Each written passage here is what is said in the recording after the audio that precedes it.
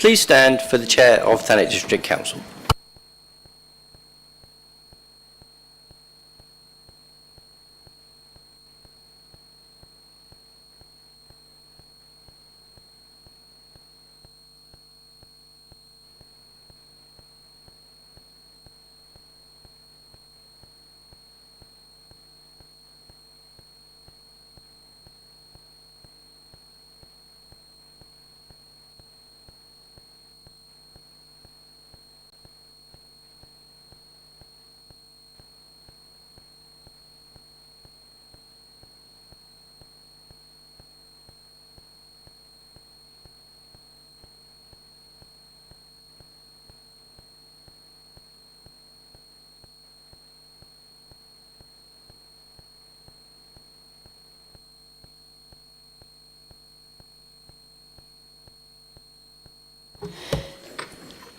Good evening, councillors and officers of the council and members of the press and public.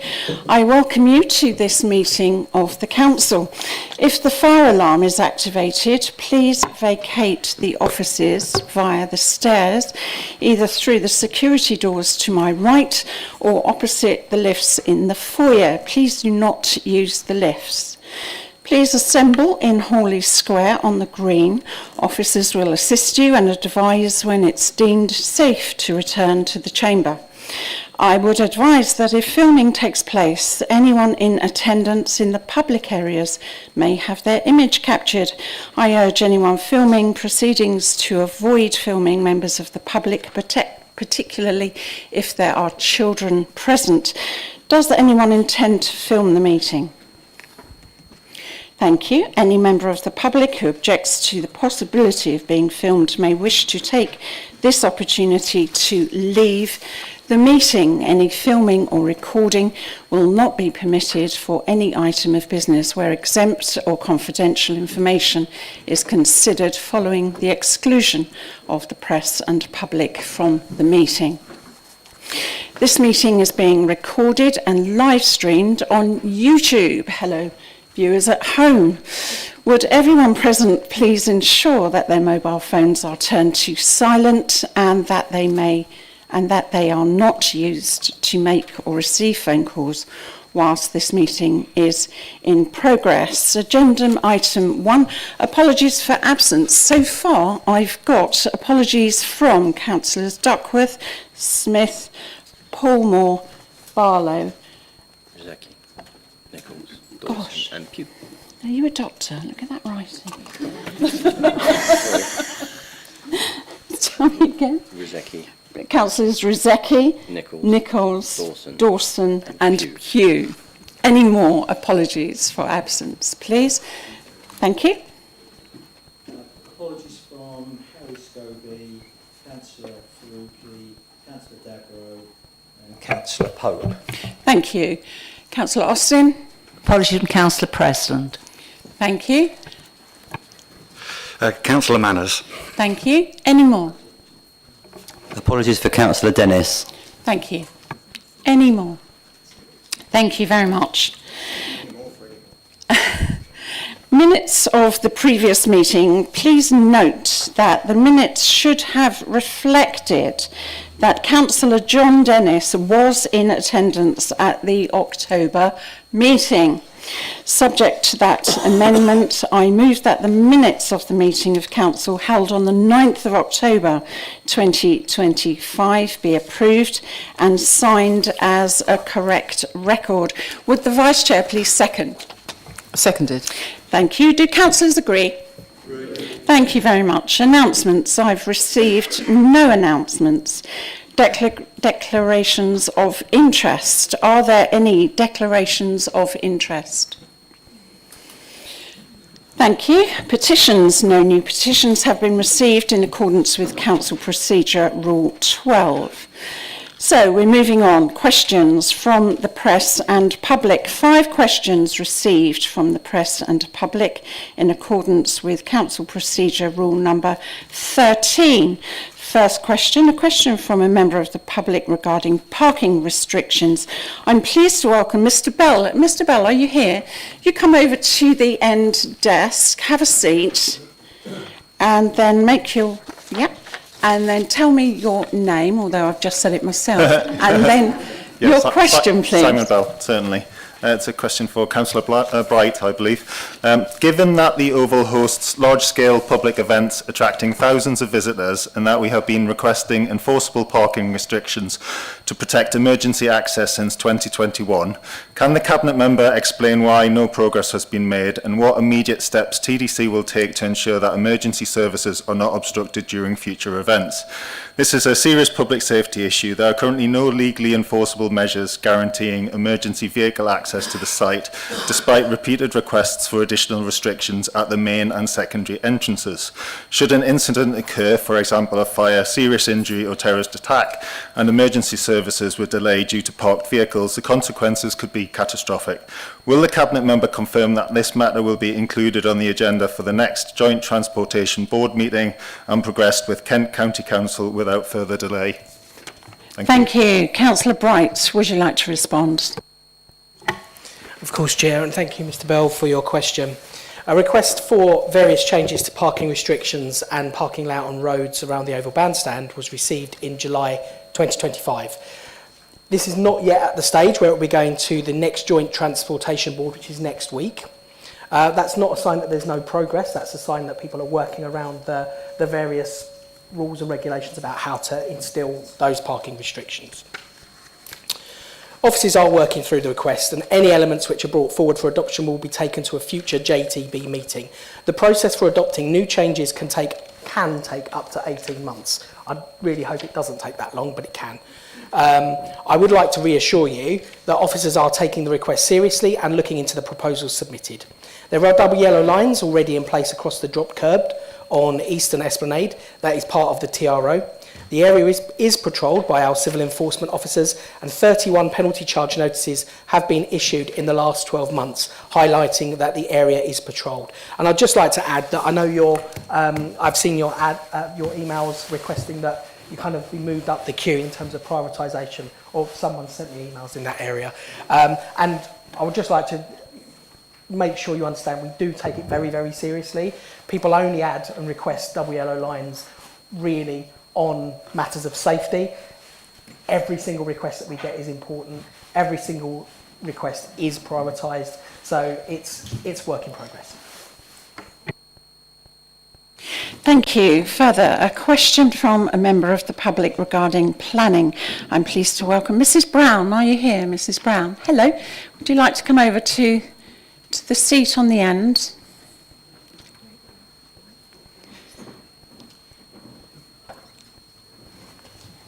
Thank you. Now ask us your question. Good evening. I'm Jackie Brown and I'm part of Westgate and Garland Action Group against housing development on farmland. And my question is for the leader, please. I attended the recent design codes workshops and completed the online survey. As decisions about design will be made in reserved matters after outline planning permission has been granted, I have concerns how TDC will be able to use design codes to meet the Thanet community's aspirations for well-designed homes in character of the local area, and how the National Design Code 2019 can be used to deliver well-designed places using the 10 characteristics of well-designed places in line with the government's policy. The characteristics are: context enhances the surroundings, identity attractive and distinctive, built form a coherent pattern of development, movement accessible and easy to move around, nature enhanced and optimised, public spaces safe, social and inclusive, uses mixed and integrated, homes and buildings functional, healthy and sustainable, resources efficient and resilient, lifespan made to last. How will TGC's planning team achieve these government ambitions? Thank you. Thank you. Mrs. Brown, this is actually a question for Councillor Whitehead, so I'm going to ask her to respond. Thank you, Chair, and thank you, Mrs. Brown. Yes, as I'm now a Cabinet Member for Housing and for Planning, I will be answering. The process of developing design codes across East Kent has sought to engage a range of local interests, including through the community panels and surveys referenced in the question, so I thank you very much for your participation. The Council is keen to ensure that the emerging design codes carry full weight in our decision-making process, and we are considering the best way to achieve this through the new plan-making system being introduced by the Government. Local plan policies and the emerging design codes, in whatever format they take, will be applied equally to all relevant planning applications.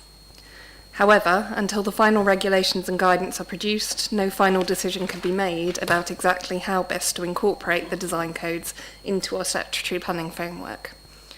We hope to be receiving central guidance on the incorporation of design codes early in the new year. If you would like to discuss this further, I run a weekly surgery that can be booked via email.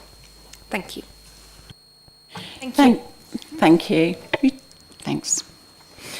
A question from a member of the public regarding planning. Now, the questioner is not present at the meeting, therefore a written response to the question will be provided. On to the next question. Question from a member of the public regarding the Piermont Park Service Depot site. I'm pleased to welcome Mrs. Williams. Hello there. Come and take the seat and ask us your question.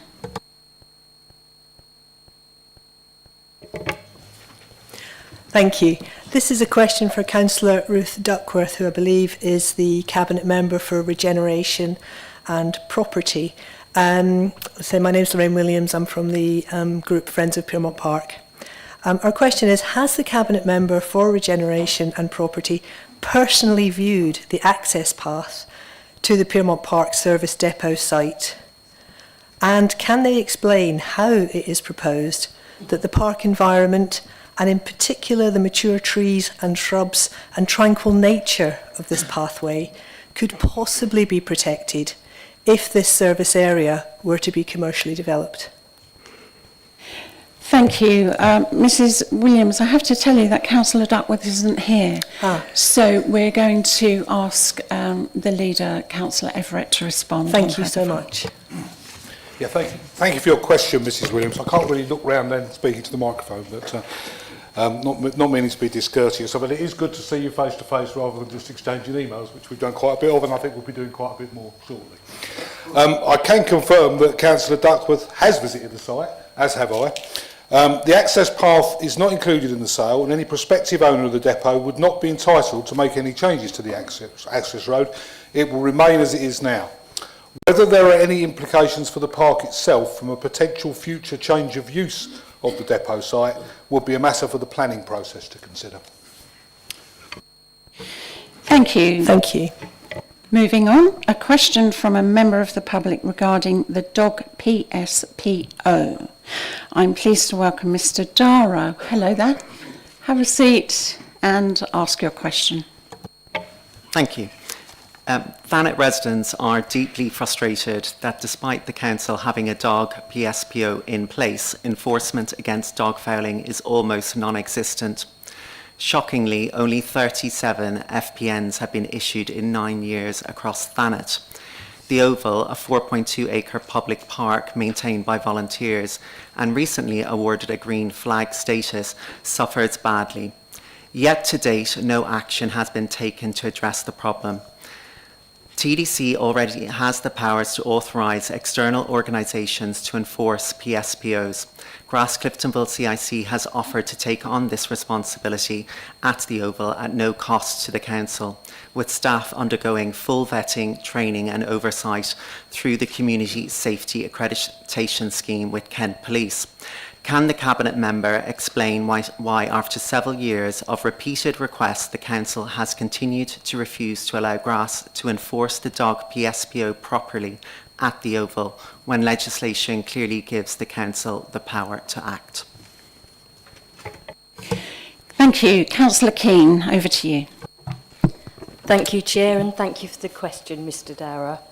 We all agree that dog fouling is an unpleasant problem which spoils the enjoyment of our area. Most dog owners are responsible and clean up after their dogs, so it's always disappointing when irresponsible owners don't. Officers were approached earlier this year by GRASS with a request to enforce the dog PSPO. GRASS were advised that whilst the Council does have the powers under the Antisocial Behaviour Crime and Policing Act 2014 to authorise individuals to issue fixed penalty notices for PSPO breaches, these powers are normally exercised only by Council employees, contractors or partner agency officers who operate under formal agreements, have received specific training and work with established oversight and accountability frameworks. Authorising volunteers or members of the public without such a formal arrangement present legal, operational and safeguarding risks to both the Council and the individual concerned. At the time of the initial request, the Council did not have the capacity to establish and manage the governance, training and oversight arrangements that such an authorisation would require, which is why the request was denied.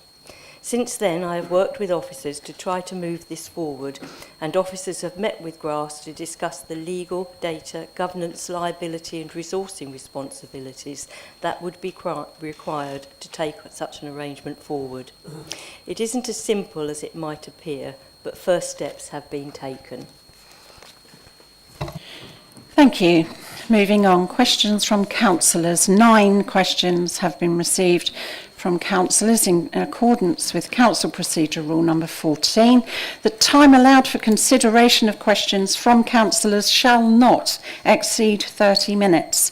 Councillors, please be as concise as possible. Question from Councillor Matterface regarding Thanet Quality Bus Partnership. Councillor Matterface. Thank you, Chair. The Thanet Quality Bus Partnership met quarterly from 2000 until 2014. Since then, it's been inactive, but it was a useful collaboration between Thanet District Council, including parking, Stagecoach East Kent, and KCC Highways and Transportation. With climate change being a TDC policy, is it now time to revive this valuable body, since we need to encourage closer working links with the other 2 organisations? Okay. Thank you. Councillor Keane, would you like to respond? Thank you, Chair, and thank you for the question, Councillor Matterface. I'm sorry to have my back to you. The Quality Bus Partnership has been replaced by a series of groups at different levels across the county. The key decision-making body is the Enhanced Partnership Board, which is a group comprised of KCC and the various bus companies. The district councils feed into that process through what are known as Enhanced Partnership Schemes monitoring groups, including one for East Kent.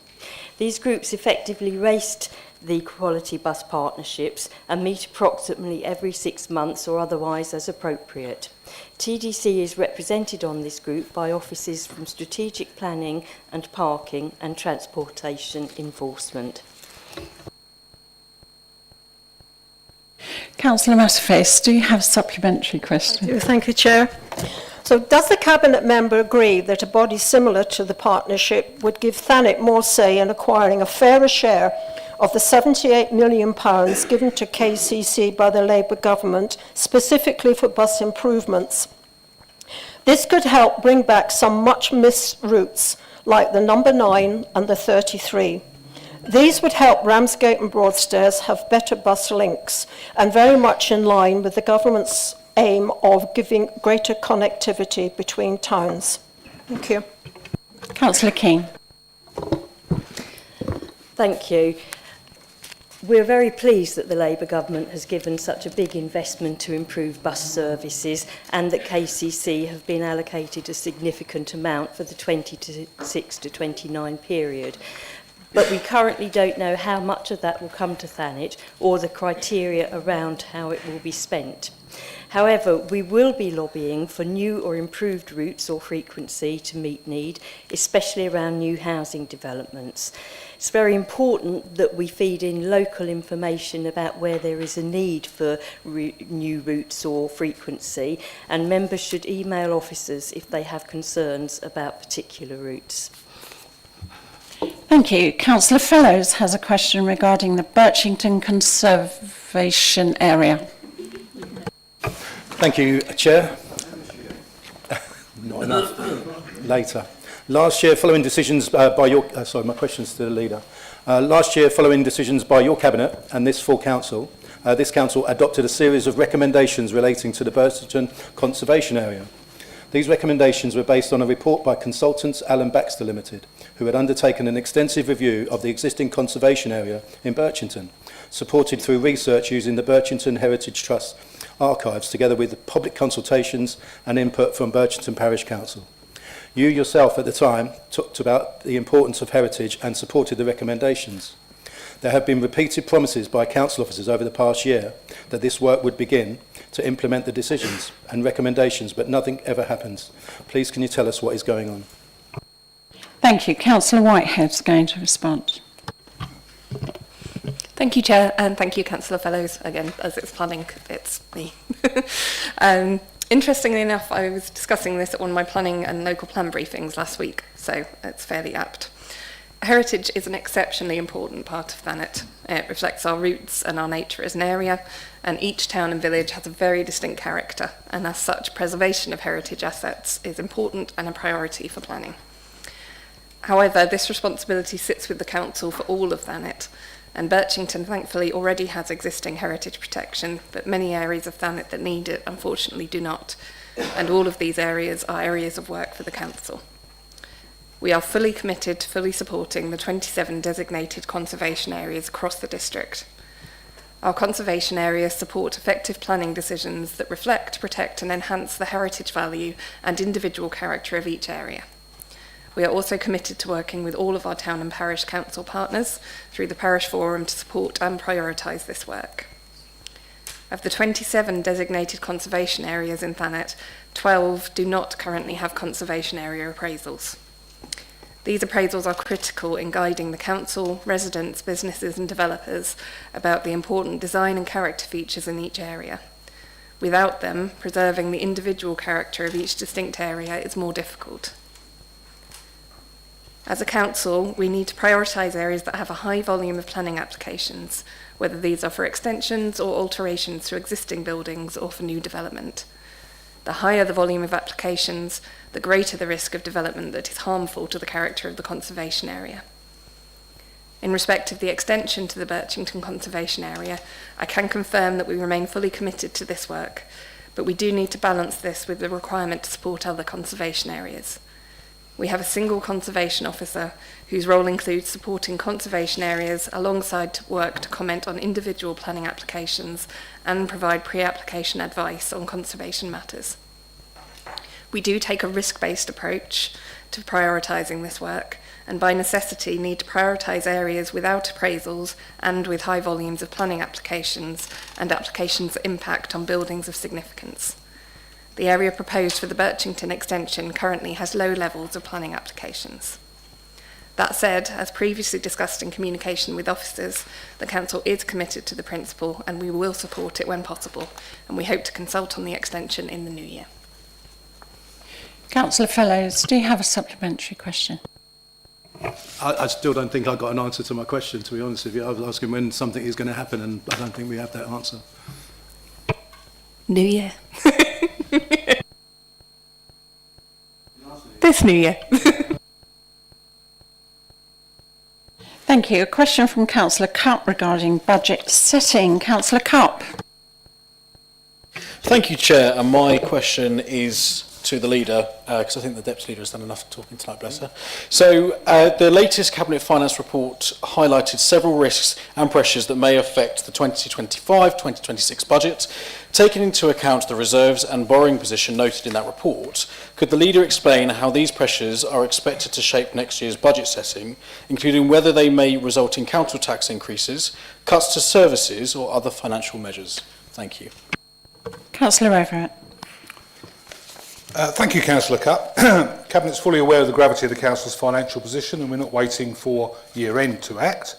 We've already endorsed the corporate management team's strict control measures, including a weekly spending panel that scrutinises every purchase over £10,000 and a freeze on non-essential recruitment. Looking ahead to the 26-27 budget, our strategy must be to rebase our budgets Simply slashing services 2 years before the council ceases to exist would be a false economy. It would drive away the skilled staff we need to deliver statutory services and manage the transition, forcing us to rely on expensive agency staff that would worsen our financial position. We must fund these known systemic pressures properly to stop this cycle of overspending. Therefore, we will rebase our budget to fund demand-led pressures like homelessness, and we will thoroughly review our asset portfolio to dispose of high liability buildings, reducing our maintenance liabilities and using the receipts to fund investment in our remaining assets and de-risk our balance sheet. Councillor Cupp will be aware of the range of financial pressures and also the council tax regime that all of local government has been operating in recent years. The overwhelming majority of district councils, around 89%, increased their council tax by the maximum amount permissible this year, with most opting for the maximum amount. Given our financial situation, anything else but a maximum council tax increase for Thanet next year would place the council in a statistically extreme minority, the bottom 2%, and would be difficult to justify to the external auditors in a value for money conclusion. The overall budget envelope will be subject to a number of other factors, including the local government financial settlement due next week. But we are optimistic that the latter will be positive news for Thanet as a result of changes to the funding formula introduced by the Labour government, which, unlike the previous Prime Minister's changes, will not be built around rewarding affluent areas like Tunbridge Wells, as he was himself caught bragging on film. As in previous years, a 3% increase to Thanet's precept would amount to around 15 pence a week extra for Band D households. Alongside other preceptors, including the Police and Crime Commissioner, Kent County Council is responsible for the vast majority of the council tax bill that residents receive, and we have no control over that. We just collect it on their behalf and pass it on. Although I believe the new administration there led voters to believe in the elections last May that they would reduce that council's costs. We shall see whether that happens, but I expect they will be asking for a great deal more than an extra 15 pence a week. Councillor Cupp, do you have a supplementary? Thank you, Chair. Yes, I do, and thank you, Leader, for that response. It's refreshing to hear a Labour member not talk about the budget and mention the £20 billion black hole that was supposedly there. I must ask whether there is any situations where you are planning forward, where I noticed that you mentioned about the local government reorganisation happening in 2 years. If that doesn't happen and there is delay on the horizon through potential judicial reviews that may happen from another authority, are we being sure that the financial situation can be secure so that we can have, I suppose, wriggle room to if that delay does happen? Thank you. Councillor Rever. It's quite challenging, I think, for local authorities to budget around hypotheticals. I think our budgeting assumptions are based on what the government has told us to expect to happen happening. Obviously, if the situation changes, we will have that as a consideration. I'm sure the finance officers have that in the back of their minds, but I think we have to plan for the situation as we expect it to be. Thank you. A question from Councillor Yates regarding listed buildings and structures. Councillor Yates. Thank you, Chair. This is a question for Councillor Whitehead, I believe. Margate is full of incredibly beautiful listed buildings and structures. 2 of these in particular are in disrepair, specifically the Grade 2 listed Nayland Rock Hotel, which has been in disrepair for over a decade, and the Grade 2 star listed Scenic Railway in Dreamland Theme Park, which has suffered damage in August 2024. Will TDC consider using its enforcement powers to encourage the owners of Nayland Rock Hotel and Dreamland to repair these listed and much-loved buildings and structures? Thank you. Thank you. Councillor Whitehead. Thank you, Chair, and thank you, Councillor Yates. We have already been directly involved in working to secure improvements to the condition of both the Nayland Rock Hotel and Scenic Railway at Dreamland for an extended period. Earlier this year, planning permission and listed building consent was granted for works to replace windows, doors and roof of the Nayland Rock, with minor repair work having already taken place. The Council anticipates work to commence soon, and the enforcement team continue to be in direct contact with the owner and their representatives. As regards the Scenic Railway, our Conservation Officer visited the site last month, and repairs have already taken place to the asset following the damage last year. We will continue to engage with Dreamland regarding the use of the railway. Councillor Yates, do you have a supplementary question? Yes, I do. So just on the Scenic Railway, Can we expect it to be running by opening time next year? And on the Nail and Rock Hotel, I think it's just worth highlighting that for years you could see pigeons flying in and out of the windows, into the rooms, the windows were left open.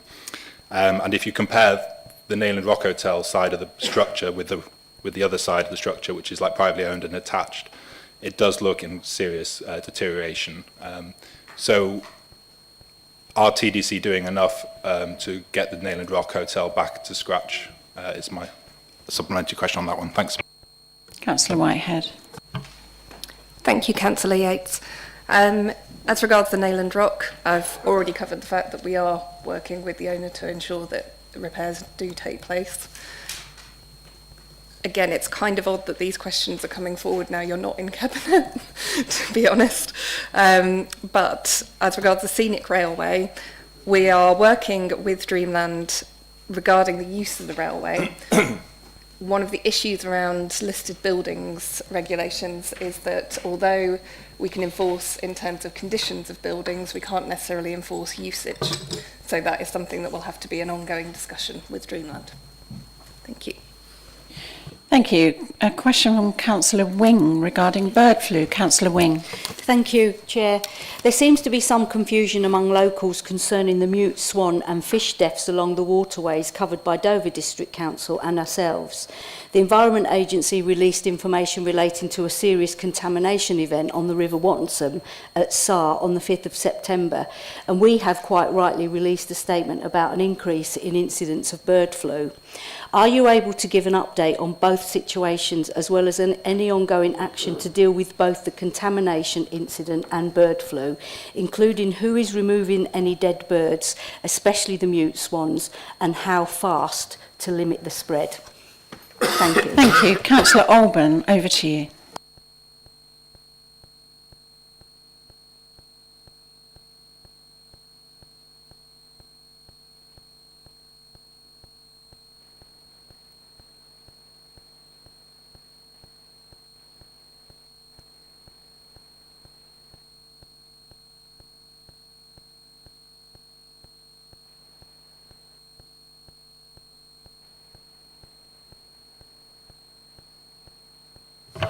No, that's not your fault. It's my fault. Went to press it to open it up and it disappeared. Thank you for your question, Councillor Wing. I mean, seeing the effects that what's happening on the swans and the other birds and wildlife, it is awful. Having seen it on the TV. As far as what we're doing, we've only had 4 reports to the District Council at Thanet sorry, thank you.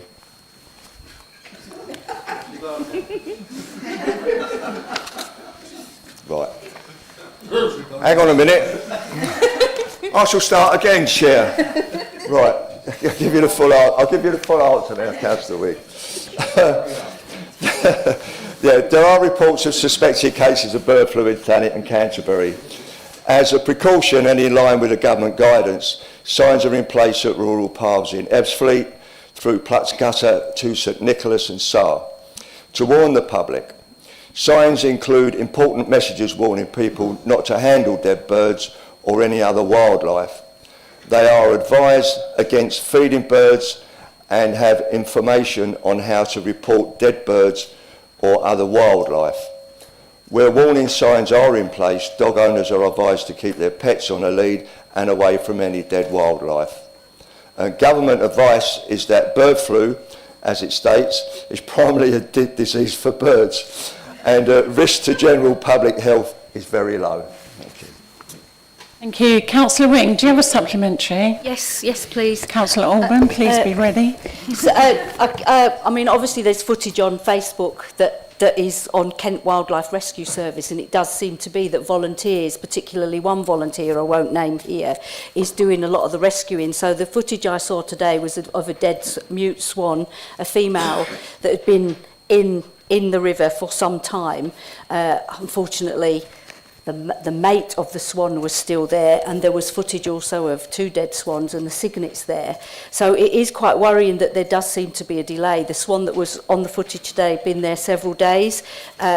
The commentary from the volunteer that was collecting did say that it had been reported several times to DEFRA, who don't seem to be doing anything. I know you're a busy man, Councillor Alban, but could I ask you to ring Kent Wildlife Rescue, and if I gave you the name of this person who is doing the rescuing, could we ensure they have all the resources they need to remove these birds? Because with a significant number of mute swans arriving over winter, if we don't remove these birds, we could see our mute swan flock wiped out. Councillor Alban. Yeah, thank you for that. Did you say, I didn't catch where you said that these swans you just referred to? They're on the marshes. They're on the marshes, but are they in Thanet area? I think so, yes. You think so? Okay. I mean, if they're in the Thanet area, then we have wardens that going down out to currently to see what birds are in there. Now, if the birds are near to the edge, then they can be pulled out and they will be bagged and they will be sent off. If they're in the middle, floating, whatever, then we're not going to do that. We have the health and safety of our officers. And at the end of the day, this is down to the Environment Agency to actually do. I've got no problem with, if you want to give me any name, but we'll just point them in the direction of the Environment Agency. Okay. Thank you, Chair. Thank you. Councillor Rogers, we got there. A question from Councillor Rogers. Thank you, Chair. My question is for Councillor Bright. Ramsgate Councillor Barbara Young has written to officers asking when are we going to do something about the nuisance parking on the West Cliff. She didn't receive a response. I counted 10 camper vans parked on the Western Undercliff, Ramsgate, late evening last Tuesday.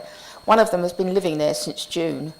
Many of them leave their rubbish on the promenade, their toilets are emptied in the sea and on the beach regularly as there are no facilities, and the prohibitive signs are being flouted. Residents are rightly disgusted and want a solution. Why can't we provide an allotted space for them at the far end of the Undercliff during the day and enforce their removal in the evening? Thank you. Thank you. Councillor Bright. Another month talking about motorhomes. It has been a tough year with camper van parking at Western Undercliff and Ramsgate. And thank you for your question, and I apologise for the lack of response to Councillor Young.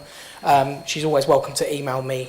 I get emails from councillors in all different councils, so it's absolutely fine to come to me directly, and I'll make sure that's followed up. The signage previously this year has been vandalised significantly. So basically people have been parking there and the signage has been wrecked because you can't enforce, or civil enforcement cannot take action if there is no parking present. So people have been unscrewing the signs and damaging them.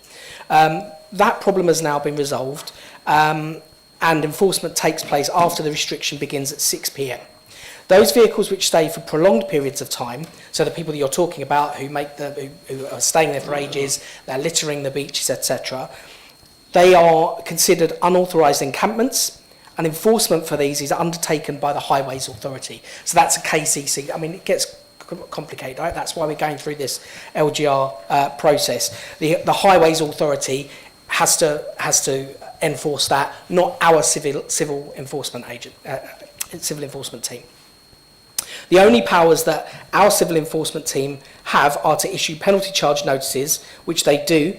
They are unable to remove vehicles at specific times, so they're not allowed to go in, move vehicles forcibly and all that. We will continue to patrol the area, and I will continue to welcome emails from all councillors of all councils.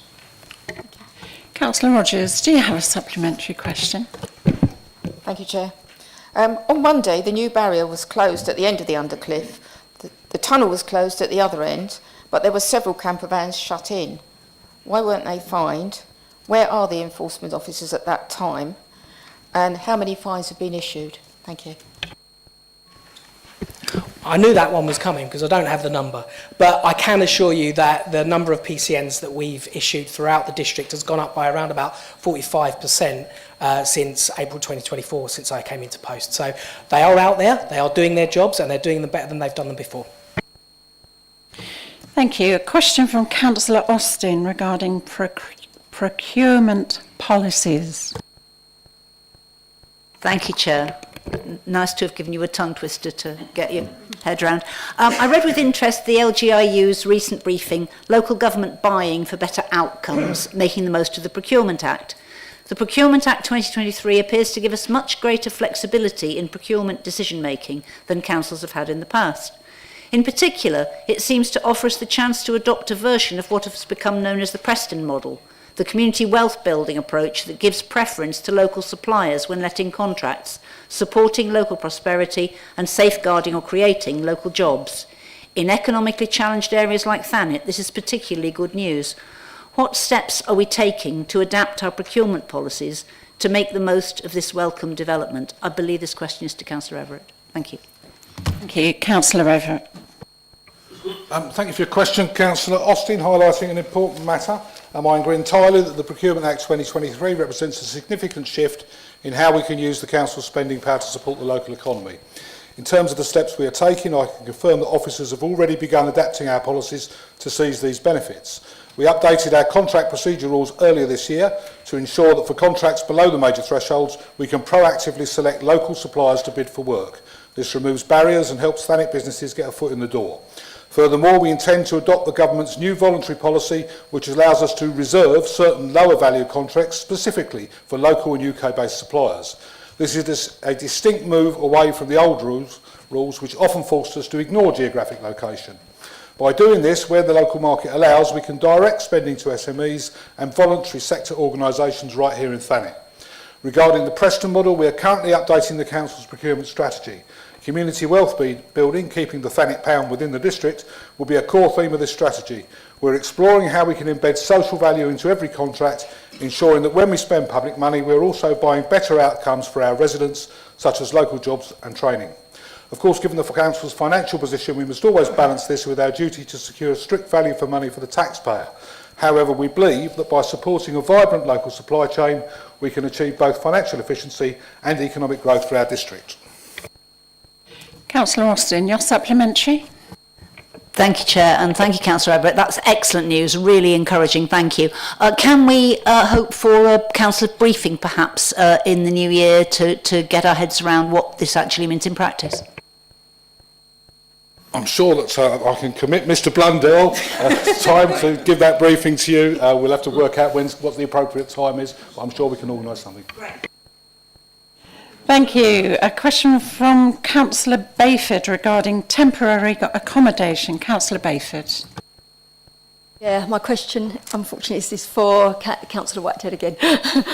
I share the concern for homeless families and individuals who are forced to accept temporary accommodation out of the Thanet area, suffering disruption to their work, education and daily lives. And I'm pleased that the number of people in this situation is decreasing. I'd like to ask what measures have been considered to supply larger numbers of temporary homes at cheaper prices than those currently being acquired, so that a greater number of people can be provided with temporary accommodation locally. Thank you. Councillor Whitehead. Thank you, Chair, and thank you, Councillor Bayford. As you know, we have already committed to a £42 million, 170 home programme of new council-owned temporary accommodation.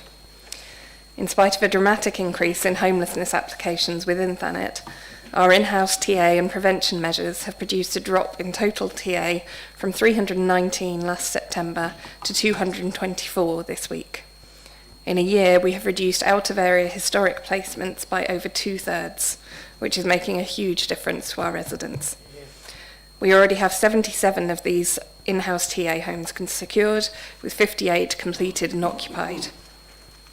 We also have a duty to ensure that TA is suitable, free from hazards, and meets the needs of families. To be a long-term housing offer, it must meet the Homes England space standards. Our current approach aims to ensure that our TA stock will also be suitable as long-term housing stock, so that it is an investment for our residents rather than a temporary measure that often is not more cost-effective than even traditional TA. Homes that we are buying for in-house temporary accommodation are suitable for long-term homes and could, for example, be let on permanent tenancies if they are no longer required for a TA. This means that they are an investment with future value and not just a short-term cost. Thank you. Councillor Bayford, do you have a supplementary? Chair. Thank you. Yes, I understand what you said and thank you for the response, but councils such as Tunbridge and Morlingborough are looking into the provision of accommodation in the form of Z-pods, which it states will not only provide a cost-effective supply of additional homes, but also enable more homeless families to remain close to the area where they have local connections. Would following this model not be in keeping with the government's plans to provide 5,000 more appropriate units of temporary accommodation by 2030? Thank you, Councillor Bayford. As we've discussed several times now, we face particular challenges as an area. So for areas such as Ashford, generally their brownfield availability is higher, space availability is higher. Thanet's continual struggle has to mean to find land that is suitable for housing, full stop. If we find land that is suitable for housing, then we tend to use it for permanent housing because that's what guarantees the security of our area. One of the issues that I touched on in the first part of the question is that Z-pods and other temporary homes often aren't more cost efficient than what we provide. So the payment for Ashford for per unit for Z-pods was £300,000 each. So our purchases that not only can be converted to permanent accommodation generally span between, well, depending on discount, between 112 and 190,000, I think, in terms of 2 beds. So even buying permanent accommodation is still cheaper than providing Z-pods, because not only are you purchasing the unit itself, which might be useful, you have to find the site for it that would be suitable, which ideally would be one that wouldn't somehow be suitable for permanent housing.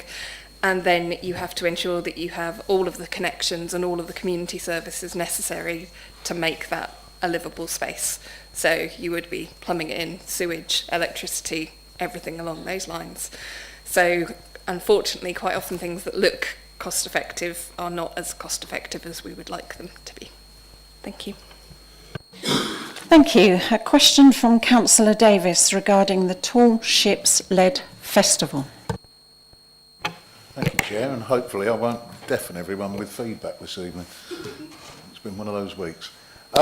My question is to the Leader, will the Leader, having previously expressed support for the establishment of a Tall Ships-led Maritime Festival at Ramsgate's Royal Harbour, please give our community a Christmas gift of hope by reaffirming his commitment to supporting the idea and the millions of pounds in it, well, it's been elevated, and the millions of pounds in additional revenue and opportunities it will provide to the local economy. Thank you. Councillor Everett. Thank you. Thank you, Councillor Davis. As mentioned in response to a similar question to Council in October 2024, the Cabinet remains supportive in principle of a tall ships regatta being hosted at Ramsgate Royal Harbour. Proposal was made last year for a regatta at Ramsgate and outline plans were shared. At the time, it was confirmed to the proposer of the event that without a detailed event and budget plan, the Council could not consider any financial contribution or resourcing commitment. A detailed event plan has not been received to date, so the position remains as it was in October last year. Councillor Davis, do you have a supplementary? I'm very pleased, Leader, to confirm that recent conversations that I've been party to between those behind this are now showing that there is sponsorship available to take the reportage, because there's quite a substantial report been done to date, which I don't know if that's been shared with you. I will ensure that it is. Let me make this a quicker supplementary then. Would the Leader meet with me and those proposing this in order to look at how we could perhaps more formally support this, so that the private investment that's available to bring this forward can be, that sponsorship can be used with confidence? Would you meet with them in the new year with me, Leader? Well, I mean, we're always happy to talk, but I think it would be useful to see some documentation to show that the situation's moved on.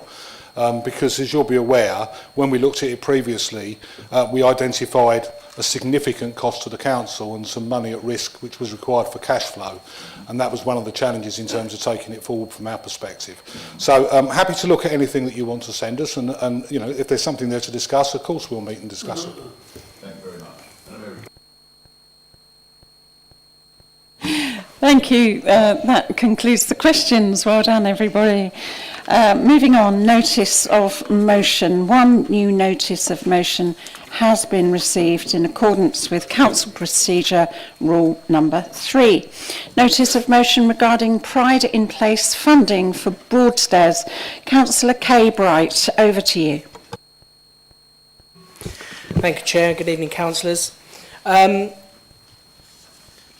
It's always nice to be able to reflect on the lovely places we live. So I'm going to just take the opportunity for a while and reflect on the lovely town of Broadstairs. There's 11, on a good night, there's 11 councillors representing Broadstairs on this council. And it's going to be really nice to hear people speaking up and given the opportunity to speak out about our town.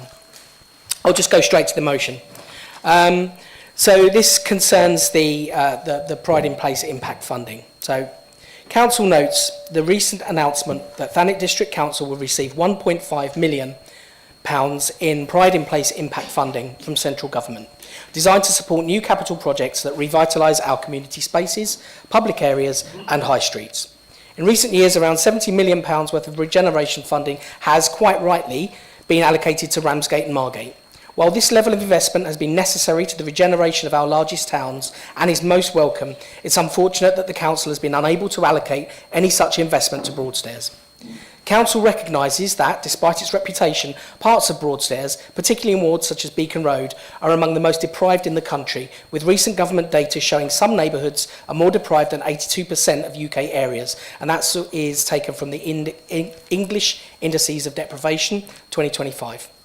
Council welcomes the Labour government's requirements that funding decisions are be evidence-based and reflect the aspiration of residents across the district. Council acknowledges that since the announcement of this new funding, there has been a high level of public interest from Broadstairs residents who are lamenting the condition of the historic Piermont Park, closure of Retort House and limited accessibility in and around the town, and calling for the town to be given its fair share of investments. Therefore, Council believes that investing a significant proportion of the Pride in Place funding in at least one major project in Broadstairs would address historic underinvestment and levels of deprivation, respond to resident priorities and community engagement, and deliver tangible improvements that benefit not only Broadstairs residents but the wider district, as our spaces are shared by communities across the island. Council therefore requests Cabinet to 1. Support the principle that a significant proportion of the Pride in Place Impact Fund should be allocated to at least one major capital project in Broadstairs, such as, but not limited to, the full renovation of Piermont Park and Gardens, improvement to accessibility, or the creation of a new community space at Retort House.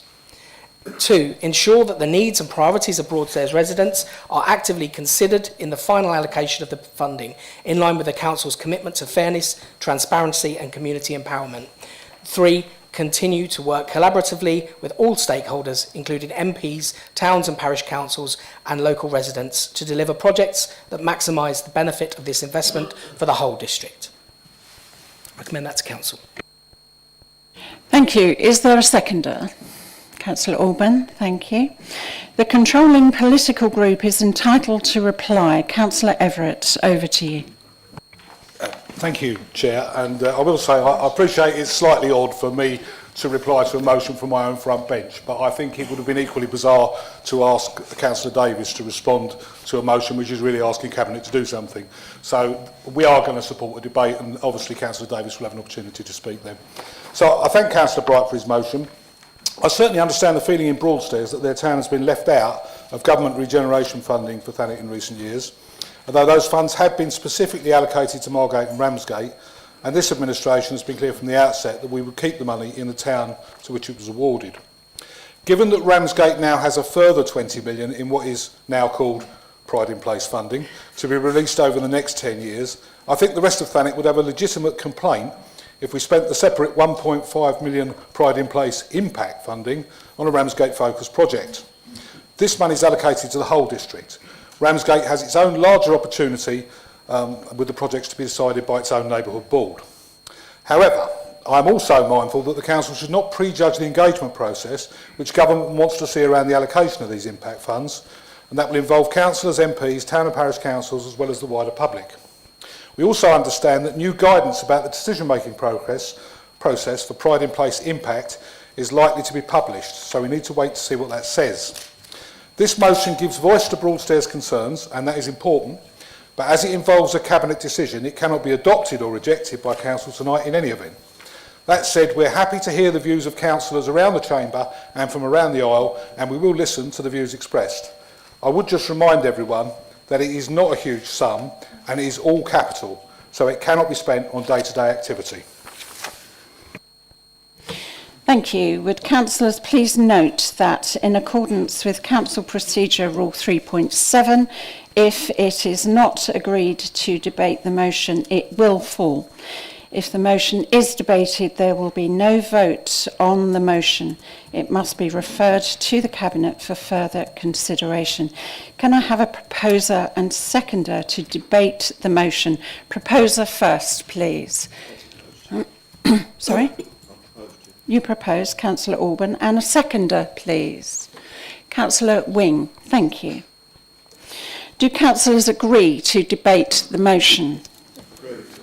Thank you. Okay, who wants to kick off?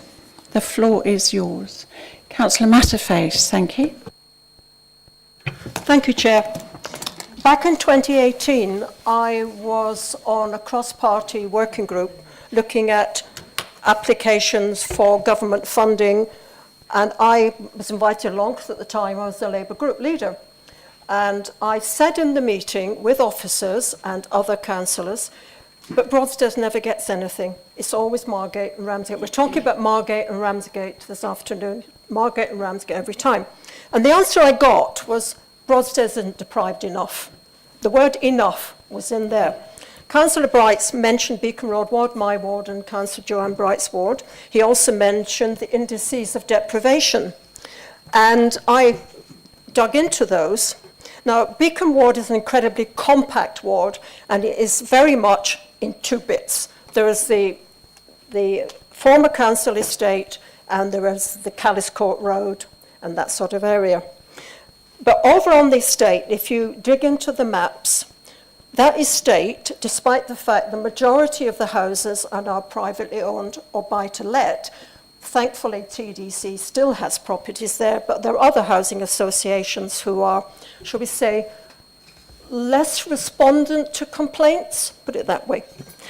But Beacon Road Ward scores highly on income, low income, child poverty, many older people living in poverty for many different reasons, we know that, high levels of unemployment, high levels of economically inactive, very low car ownership, so which is why the bus question is an important one, lower attainment to education, and a higher level of smoking and obesity. I always remember when I was first elected in 2011, speaking to people on the estate, and they said to me, oh, we don't go into Broadstairs, we don't feel we belong in Broadstairs, which I think was a very sad state of affairs. We go to Margate, we go to Ramsgate, we feel much more comfortable there. And that's why I think if some of the Pride in Place money could come into Broadstairs, we could work with local communities. There's a very active community group on the estate. They run the food bank at St. Peter's Baptist Church. I've been involved with that. I think it would give a greater sense of the people in Beacon Road Ward living on the St. Peter's housing estate, feeling that they belong, they are far more part of Broadstairs. So I fully support this motion, and I hope that the rest of my colleagues, particularly my Broadstairs colleagues, will agree to vote to send this to Cabinet. Thank you. Thank you. Anybody else? Councillor Mike Garner. Sorry. Councillor Garner, thank you. Thank you. Just before I start, I just want to say that, as I think you know, as everyone knows, I'm a Broadstairs and St Peters Town councillor, as well as a district councillor for St Peters Ward. and as such I've taken advice from the monitoring officer, and she has confirmed that there's no conflict in me speaking on this motion. And she suggested I mention that. Now, as Councillor Bright knows, and I assume a few others do, I was going to raise an amendment to this motion. I'm not now going to raise that in my amendment. We're having a discussion, a debate about what's best for Broadstairs. I will raise a few points that I might have mentioned in the amendment, but I don't really see the point, because we'd be voting on whether or not to accept an amendment to a motion that we're then not going to vote on anyway. It's going to go to Cabinet. But I will say that I welcome the chance for us to debate the allocation from the Pride in Place Fund this evening, even though, as I say, there is no vote at the end. I'm sure those who are responsible for making the decisions will listen carefully to what we have to say and take heed when decisions are made.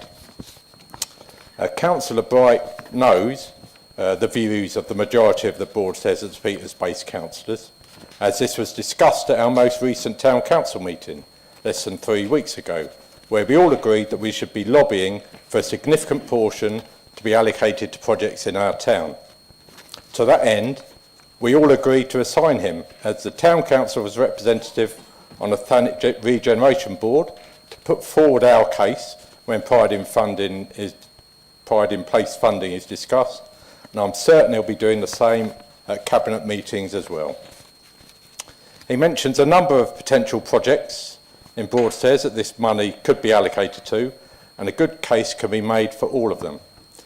As he knows, because he's been integral in making this happen, as all the other town councillors, the Town Council is already working hard to make the town a cleaner, safer and kinder place to live, and all opportunities to further this by both councils working together will, I'm sure, be met favourably by everyone.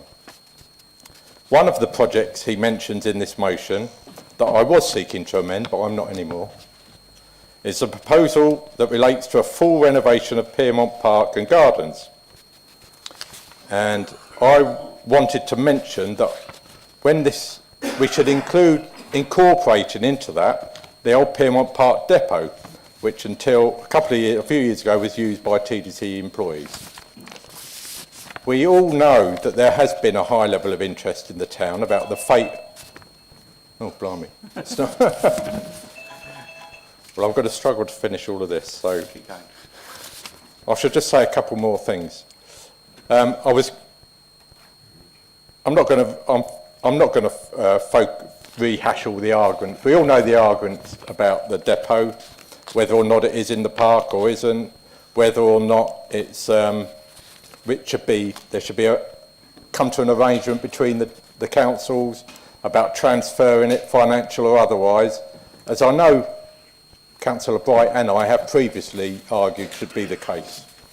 So I was going to be focused on amending the motion with support just to use a significant proportion of this fund to renovate the park and gardens with the depot reincorporated as the base, not just for the team who will care for this and other parts going forward, but also for the various community groups who do such great work around the town.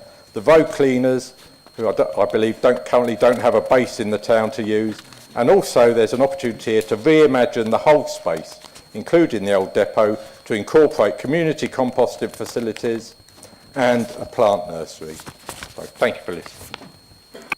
Thank you. Councillor Cupp. Thank you, Chair. And I think this motion is welcome. I know previously Councillor Bright has accused me of not ever being to Broadstairs, but I can assure him that I went to school in Broadstairs and have many a happy memory down the beach in Broadstairs as well, especially.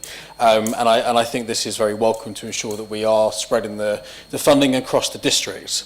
But in that sense, and as the leader said, this is funding for the district. And quite often, if we talk about areas that haven't had the attention of funding, it is our villages. And also Westgate as well. There has been a very large amount of a lack of funding in those areas, and I think that it is only fair that we do see if there is a way to spend this funding in those areas as well, because there are some brilliant community groups. There is still deprivation in those areas as well. And there, as I said, there's brilliant community groups, brilliant community facilities that could do with the funding and could do with the help. And just because it is supposedly seen that Birchington might be a more wealthy area to live, there is still deprivation there, and there are still people that are in need, and there are still younger people that still need the support in different services that are or are not there, that this funding could go a long way to help. So whilst I will support this motion, I would just like it noted that I think that there should be a fairer approach to ensuring that that funding is spread fairly across the district. Thank you. Thank you. Councillor Davis. Mr. Chair, I think there's a general consensus that this is a welcome motion. I'd like to highlight we're a district, and it's really important I mean, I'm a great advocate for the town I've grown up in and represent, as we know. And I think it's really good that the advocacy for Broadstairs is as strong as it is across all. And that's unfortunate my deputy's not well as the deputy mayor, because the people are working very well in Broadstairs to promote it. What I'm quite surprised we haven't heard tonight is mention of Broadstairs Memorial Hall, home of the Sarah Thorne Theatre, which it's another one of those assets that's been subject to great debate lately, because KCC, despite their promises to rule the world and change everything, have ploughed on and are on a fire sale of assets, including that. Unfortunately for them, it didn't sell at auction earlier today, despite an incredibly low guide of 350. The maximum offer on the table at the auction today was 305. Now, obviously, I'm not to question the KCC surveyors and how they valued this, and they will have had an independent value, but it seems to me that there's a marvellous opportunity potentially to support both the Sarah Thorne Theatre and its work, because they've already got a lease in this building and would like, obviously, security of tenure.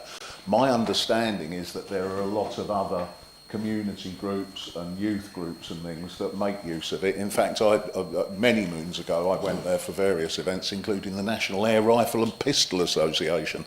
Whether the pellets have been dug out the wall and the ceiling yet, we don't know.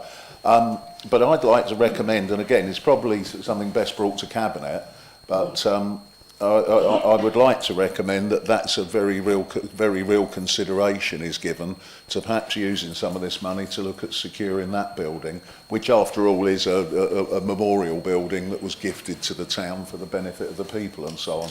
But I think it would protect the integrity of that site, provide opportunity and preservation. So that's my little bit, but let's hope there's something good comes into it. But let's also not get too parochial, because we are all the Isle of Thanet, as well as proud of our individual identities. But what I think we have to be careful of is just, we don't need to be doing that all the time, saying you got that and we want that, because there's been far too much of that over the years. I thank you. Thank you. Councillor Tanning. Thank you. I welcome the motion that Councillor Bryce has brought forward. Margate has two very important pieces of heritage along the seafront. And one has recently been renovated. That's the shelter opposite Palm Bay School. As my constituent and Councillor Albin knows, and we have worked together on several occasions to get the money in, to try and find the way to the... There's one remaining shelter, the Walpole Bay shelter. Now, that isn't in such bad repair. And it's actually, what has happened is that all the seating has been ripped out from it. And it won't take a lot of money to replace that. And I'm sure I did pop a note to Councillor Albin some time back about it. And I hope that when the matter comes forward, that we will have an opportunity to put that proposal forward to Cabinet and hopefully be looked upon favourably. Thank you.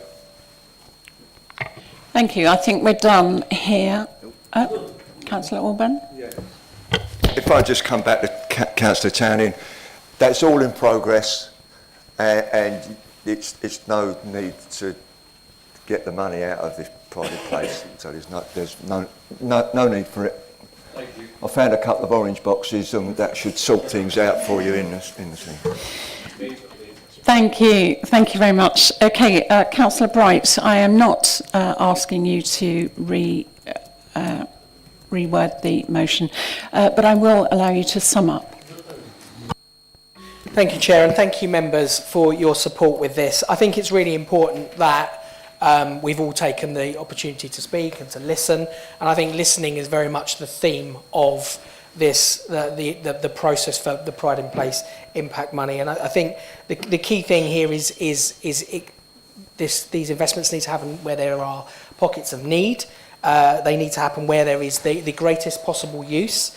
I think I thank Councillor Davis for his points and around the Sarah Thorne, and I think it's a difficult, it would be a slightly difficult job to say that we should be giving money to KCC to line their pockets when they're making such a mess of things at County Hall. But I do think it's I do absolutely agree that it's a massively vital hub for the community, and Councillor Bright and I's children have performed there many times very well as well, I'd add. But what I'm really pleased about,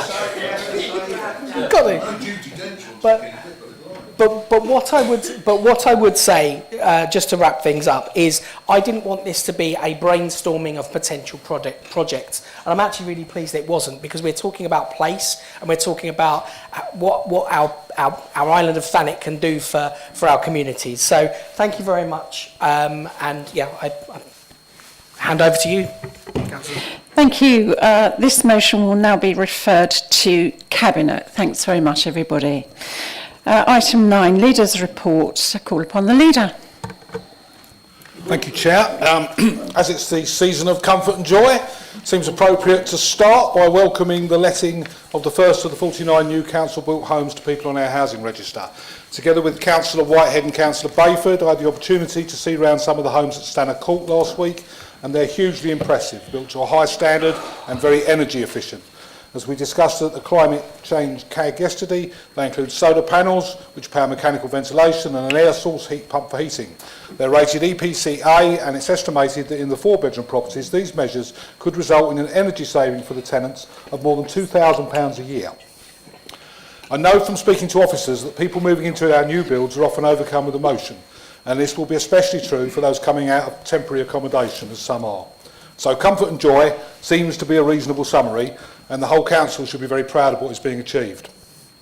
Related to this, as Councillor Whitehead has already alluded to this evening, temporary accommodation numbers are falling. They're currently at 224. A year ago there were 319, and that's despite rising numbers presenting as homeless. In the space of a year, we have reduced Thanet households placed in temporary accommodation out of area from 179 to 53. That's a reduction of 2/3.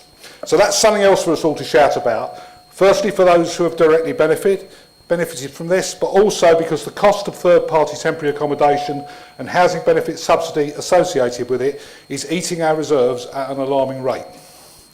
I went straight from Thanet Court to a tour of the Clock House in Ramsgate, where I was also excited to see the progress being made. I believe that and the remodelled pier yard will soon be fantastic assets for the town, and I'm delighted that the extended and refurbished Newington Community Centre will be ready for handover early in the new year. We cannot hide from the fact that we've had challenges delivering some of the original Ramsgate projects, and recently have had to drop the highway scheme because of complications arising from the potential closure of the port tunnel and KCC's position on TDC needing to fund unmeasurable future revenue costs in relation to the junction of Military Road and Harbour Parade. There is no revenue funding in the grant to meet this cost. Officers from both councils worked hard to find a solution, and while I understand that councillors struggle with the idea that this means no highway improvements are currently possible on this part of Harbour Parade, as do I, that is nevertheless the position we face. I do want to remind the council that the Future High Street Fund grant for this scheme, which was awarded in May 2021, was 1.6 million, which was 69% of what we'd requested even then, because the previous government top-sliced all the awards. That was never enough to deliver it. but the development work will not be wasted if a future unitary council with highway powers is able to take it forward. This was not a case of political obstruction by KCC, but it is obvious that smoother working ought to result from being a single council. I'm also very pleased that following the last ordinary council, we were able to sign off on West Broadbund's plans for the Winter Gardens, and that the council has recently begun work to clear the overgrowth in the gardens and grounds in preparation for them to move in. Reopening the Winter Gardens and giving the venue a future was a clear political commitment from this administration, and we have been determined to make it happen. Back in Ramsgate, the Pride in Place vision and regeneration plan approved by the board was submitted on time at the end of November after a great deal of intensive work by officers, board members and others in the community. We need to be clear, though, that the 20 million 10-year funding only begins in substance from April next year. The council and the board have been working hard to find a way to use the grant to secure the future of youth provision by Pie Factory Music at the former Ramsgate Youth Centre. Due to our governance rules and KCC's disposal timetable, which would require a decision to go to our Cabinet next Thursday, we had to disclose some detail of this earlier this week. I need to be clear that using the grant to buy the site from KCC is a decision for the Ramsgate board, not for this council. If they agree to do so, then the decision to forward fund the grant becomes a decision for Cabinet, along with exercising our responsibility for the spending as the accountable body. The council should nevertheless take the credit for putting this option on the table, because it has required a lot of work in a short space of time, including discussions with KCC, MHCLG and Pie Factory Music, as well as the board. Saving Pie Factory has always been a political priority for us and for Polly Billington as our local MP, but the decision rests with the board as a whole, and we must absolutely respect that. For that reason, we would not have chosen to put the potential decision in the public domain before it's made. I recently attended the opening of the new temporary Jackie Baker's Pavilion, which is impressive, and a decision on the Football Foundation's Hubs programme with the potential to secure a £6 million grant for new facilities will be taken by Cabinet next week. And it's not just about football, as was explained at OSP. The head of service had a good answer for every question posed by OSP members, and I can tell Councillor Davis, because I know he's interested, that he even has one for why Jackie Baker's is being spelt wrongly, because I asked him at a recent meeting. We're committed to engaging fully with the community in the design of any scheme. A developing relationship with the Royal Harbour Academy next door means we've also been able to contribute financially to the renewal of the athletics track and lighting within the school grounds to enable the facilities' continued community use. I was first approached about this by Thanet Athletics Club in the summer of 2024 and went down to take a look. Resolving this situation, alongside dealing with some tangled ownership issues, was a long and complicated process involving numerous meetings, which, like the Hubs initiative, has been greatly assisted by the know-how of our head of coastal and public realm. Alongside the Hubs initiative, we've worked with Football Foundation and Ramsgate Football Club towards gaining significant investment in pitches and changing facilities at Garlinge Recreation Ground through the Foundation's Home Advantage programme. I chaired a large multi-agency meeting with Ramsgate traders representatives and councillors on October 28th to discuss antisocial behaviour issues in the town centre, and I've had emails from other concerned residents which illustrate the urgency of us reinstating a PSPO in our towns as soon as possible. While the Ramsgate meeting was constructive, and I'd like to thank all the partners and officers for attending, we recognise the importance of the PSPO and are working closely with Chief Inspector Swallow and external counsel to bring forward new proposals for consultation in the new year. Last week, Cabinet and the senior management team met to review progress to date against the corporate plan, and it was notable how many things we've already achieved. Obviously, there is more to do, and some things that have been challenging. The intention is to bring forward a report which all members of the council will be able to scrutinise and comment upon, but I'm proud of what we've done to date. One thing in the plan was to set up Margate Town Council. There was overwhelming support for this in the Stage 1 consultation, and at the Extraordinary Council on January the 8th, we will ask Council to agree the draft governance arrangements to send out for consultation to every household in Margate. All being well, we should be able to agree to establish the Council in May, with a shadow body made up of the existing Charter Trustees to operate it until the first elections in 2027. In terms of wider local government reorganisation, we submitted our preferred option and business case on time on November the 28th. Option 4B was also backed by Dover and Swale, as expected. I know that the postponement of some mayoral elections has led to questions about the reorganisation timetable, which has been referred to tonight, and I know Councillor Pugh referred to previously, but officials have been clear that the schedule for us has not changed. Next week, we expect to get details of the local government financial settlement for 26-27, which is always a key moment in the calendar. I understand why people may wish to read across from the recent budget monitoring report to speculate about what this means for next year. But I would caution against doing this, as this is an exercise with many moving parts. The administration does not believe, based on all the information available at present, that council jobs and services are at risk. Speculation to the contrary may be politically attractive, but it is damaging to the welfare of staff and public confidence, and I would urge people to wait for the full position to be set out in the draft budget in January and not to jump to conclusions now. What I think it is important to share now is that the Council is currently managing a significant backlog of essential maintenance and compliance work across our aged property portfolio. While we are proud owners of many exceptional heritage buildings, this legacy comes with significant financial responsibility, as historic structures are inherently more expensive to maintain. Officers have identified a critical need to raise £6 million in capital receipts over the next 2 years. This is not a windfall to fund services, it is ring-fenced money that is urgently needed to reinvest in our retained buildings to ensure that they are safe, compliant and fit for purpose, as well as investing in other important assets without incurring expensive new borrowing. This is the context of the Piermont Park Depot debate, and there may be other even more challenging choices to come. We will always be sensitive to public opinion over asset disposals, and that £6 million target may well not be achievable, but I hope it explains why we cannot acquire more properties with further liabilities without a clear service-related need. We're also constrained by advice from the external auditor about asset transfers to town and parish councils. Our view on this is that we want to be permissive when approached, but we've already seen the auditor intervene elsewhere in Kent, and this means that we have to be particularly cautious about transferring assets that have a potential value. Finally, I want, with your permission, Chair, to end on a positive note.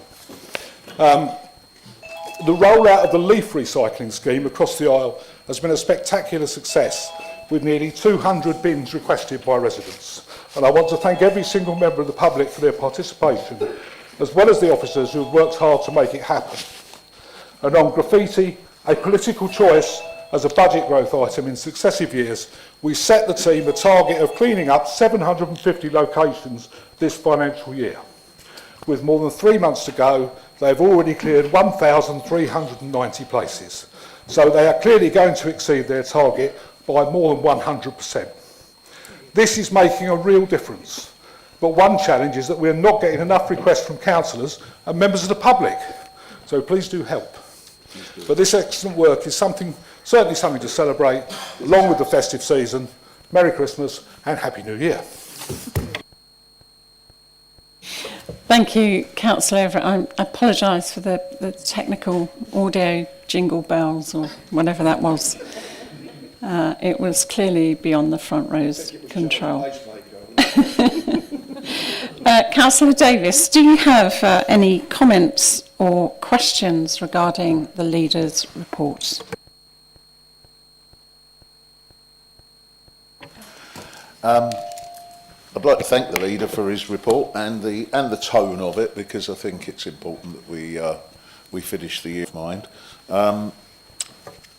We learnt some really exciting information about these new properties at Stanner Court at the climate change CAG yesterday, and for those who haven't, who aren't aware, it's quite phenomenal, the performance of these properties, and I think it's credit to the officers that they've been able to bring them forward. And personally, as we were discussing, the fight will be not to get into the private housing market, but how do I get my hands on one of these, because they are so cost effective as well. And I'm not talking in terms of the rental, I'm talking the operating cost. But well done to all concerned. I do hope that we put as much focus also, though, on retrospective upgrades and ensuring that wherever possible everybody is equally advantaged because of that imbalance, because we will have tenants living in properties that are below C, energy-wise and paying their commensurate energy bills, and others that are paying an identical scale of rent but don't get any energy bills. And it is important that there's a level playing field for everybody, I think. That's not to take away any of the excellent news. Regarding regeneration, I think we've had plenty to say. There's a long way to go yet. It's incredibly disappointing, the number of false starts that have been made and the situation in Ramsgate. You know, we could start with, and I could go on and on, but we could start with the port, but there's reports coming forward on that. But there's vast sums of money have been spent on reportage for things that community groups and specialists and things have been saying for years. So maybe it's about time we started getting a little bit more collaborative as an organisation and listening. I do sense there's a bit more of that going on. However, I think there needs to be a lot more, but it's good, let's just say it's good news that the clock tower's moving forward. Pier Yard, let's see, because I keep hearing different terms on that, and it's an absolutely vital asset to the fishing fleet and to the marina because of the vehicle access. But hey, the main thing is something's happening. What we do need is better relations with private investors, because there's no doubt we're strapped, the country's strapped, the government's strapped, but the money's there, because it's always there. It's just where is it and how do we access it? And I think given the lack of confidence that's across the business sector at the moment, and I've been talking to some investors and sponsors for things today, they've got money. But where they put it, they're very, very nervous of. And we need, I think, as an organisation to reach out and be building stronger and better trust relationships with them, because we can solve a lot of our problems. We've talked about heritage buildings this evening. There's a private investor who would be very happy to restore the Smack Boys home on the Royal Harbour, a Grade 2 listed building, at their own expense. They don't want to buy it, they want to put the money into it and simply have some form of arrangement with the council on use of part of it afterwards. To me, it's something we should be grabbing their hand off, but they're being ignored, and people talk about asset disposal. However, that's something we can come back to. Pride in place. We've talked about the pride in place. Let's all have pride in place across the island. It's good news regarding the Winter Gardens, because hopefully something will come forward. We need to be monitoring a project of that size incredibly closely, but again, I'm sure those tasked to do so will be doing so. And I'm not going to rattle on about some of the concerns that we've had. However, the vision and regeneration plan in Ramsgate, which, as I've moaned about, unfortunately didn't have input into, the leader said something very important in that, and he said that in order for Ramsgate to restore its fortunes, it needs quality employment, and it needs to become a destination with events. Tall ship springs to mind, and regeneration of the marine and some form of maritime mixed-use redevelopment, providing jobs, training opportunities, a research centre, and all the things that it seems we're in total agreement on. It's just we never get a chance to discuss it.